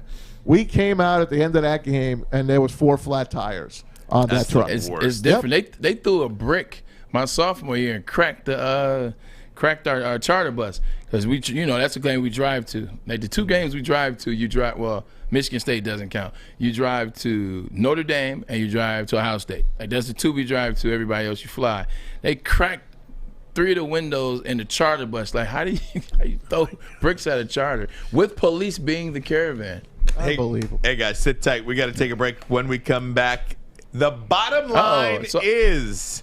The bottom line is, man, this is flying by today. Ermanni and Edwards with Maz here on Woodward Sports Network.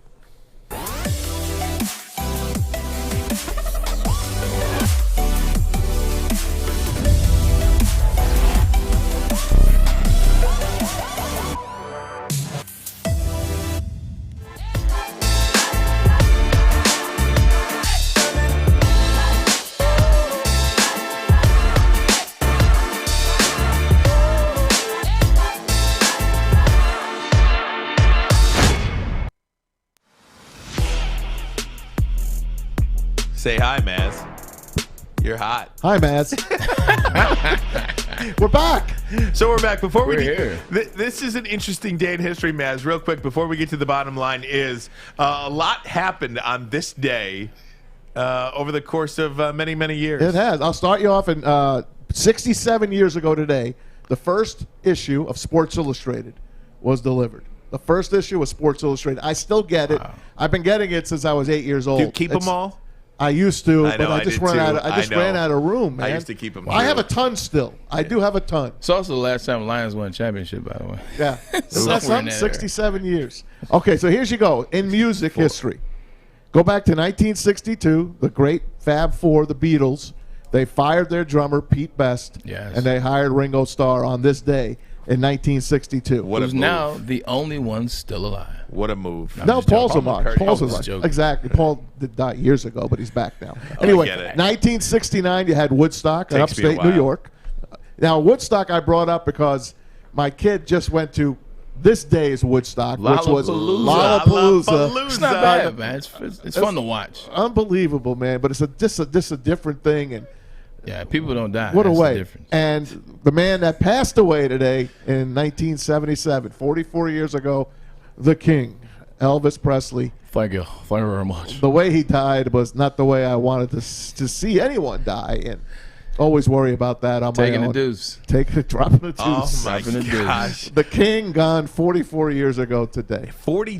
He's been gone longer now than he's been alive. It doesn't seem like it was 42. With all the Elvis impersonators and the movies and like the culture, like the pop culture, like what do you call it, the occult culture, it never has gone anywhere. So it never really feels like he's been gone that long. He's one of those icons that is like almost like a myth for people who weren't around. It's like Bruce Lee. Bruce Lee's another one. No doubt. All right, guys. Time now for the bottom line is. Ba-dum-bum. Wait for the. There you go. It's just dramatic effect there. It's like silence. Like it's like Maz let us down just now. It's like all right, guys, keep this low now. Let's find something for you guys. Right, let's keep it low. So we'll do the bottom line is. There you go. Put that under them. Guys, the bottom line is if the Detroit Lions are going to compete, this offensive line has to be the absolute, without question, the best unit on the football team. And I'm not going to freak out over one game. I'm not, let alone 2 series. But the bottom line is if the Detroit Lions are at least going to compete in football games this year, this offensive line, which has 3 first-round draft picks, a $45 million player in what's his name, Jelani Tavai. They've got to play, and I didn't like what I saw in the first 2 series out of them. And again, just the first preseason. So I am not freaking out. But that's the bottom line. I like it. Bottom line for me is Tim Tebow, man. The experiment's over. I love you as a person. I think you're a great human being. I think you were an amazing collegiate football player, and you had one of the biggest upsets of all time in the NFL playoffs against the Steelers. But what I saw, you're going to end up getting hurt. Like he's going to get hurt. So bottom line, they need to let Tebow go at this first round of cuts or next round of cuts. The bottom line for me is Ryan talked about it. Give us back our paper tickets. We want to collect our tickets. We want to bring home our souvenir tickets, especially when Miguel Cabrera hits his 500th homer and then hits career hit number 3,000. That would be awesome. Please. The bottom line is make it happen again, folks. Give us back our tickets. And it's not going to happen. But 10 hits away. I guess I just don't. He is 49 hits away. I guess I just don't understand why. 50. I mean, everything's on the thing, I know, but like, it's so silly to me. Like, everything's on the phone, but you can't have some paper tickets. Like if Michigan Stadium can do it, and I do think Michigan Stadium still does have the paper tickets. Yeah, we just asked Drew Lane. Drew gets his tickets. My father-in-law got Michigan tickets too. Now to think of it, because he gave me the 2 for Rutgers.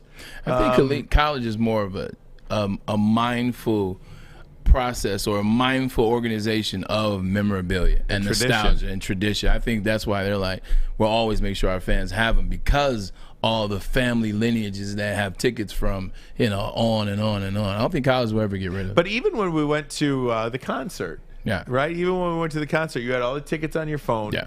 And look, to get up to the suite level, you need to show your ticket. I was running around with my head cut off. But you had to, send me a picture of this and that and all that stuff, and it's just like, I don't know. Yeah, if I'm gonna do it next time, I just invite like 70 people and just keep sending keep sending snapshots. Like a fake just picture. Keep sending snapshots of the picture. There's no doubt about that. We took over another suite anyway, so why not? Right. So we want to thank everybody for watching today and listening today, and encourage everybody out there to share with your friends how to watch us, because it is something that's a little different. Look, we're so trained when we get into our cars or whatever to go on and hit a radio button. It's really simple. Download the app. Boom. Bluetooth don't most people Bluetooth their phone to their car now? You pull up the app, and instead of hitting a button on your radio dial, you hit the phone. The kids don't even listen to the radio anymore. No. They plug their phone's on. They play their music. Like as soon as you get in the car, simple, your phone. Same thing. As soon as you get in the car, your phone's already connected. Exactly. So like you said, man, your phone's already connected. You pull up the app, and you can listen to us live from 2 to 4 p.m. weekdays, and of course, then you go to YouTube. Right? You go to YouTube, Woodward Sports Network. We're right there. All you do is hit the play button. Boom. Yeah, it comes one right button because it says live. Yeah. That is exactly how I did today. As soon as we started at 2:01, typed in YouTube, Woodward Sports, typed in bottom line, and it came up right there. Had a nice, beautiful picture of a guy with glasses talking. So, yep, there it is. I That's need to hire you as my agent. Hey, it starts at 8 in the morning, 8 to 10, the Morning Wood, Adam and Jeff and the rest of the gang. Then, of course, Big D Energy with Neil Rule and Darren McCarty, Joyce Bell, names. 11 to 1, and then you got us, 2 to 4, and everything is on demand as well. Yeah. Any way you want to get it. And we just really love what we're putting together here at Woodward Sports, and hopefully you guys are out there enjoying it as well. This thing is only going to grow from here, and we're just really excited to be a part of it. Yeah. We think we'll put some good shows together. We can't wait for the season to get going. I'm ready. I'm ready some for content, Michigan football and all of that. Hey, you know what we didn't get to today? We got to get to it tomorrow. A guy flew 635 miles for a first date. Was that it he fish? met a girl on TikTok. No, it was not fish. But Braylon's got some great stories about this, and I can't wait to hear this. You're only in the NFL once. Got it. Well, unless you're Tebow. You're definitely going to want to, yeah, right, unless you're Tebow. You're definitely going to want to tune in for that. Maz, thanks so much. Braylon, we love you. Alex Mayer, Fish in the Fishbowl.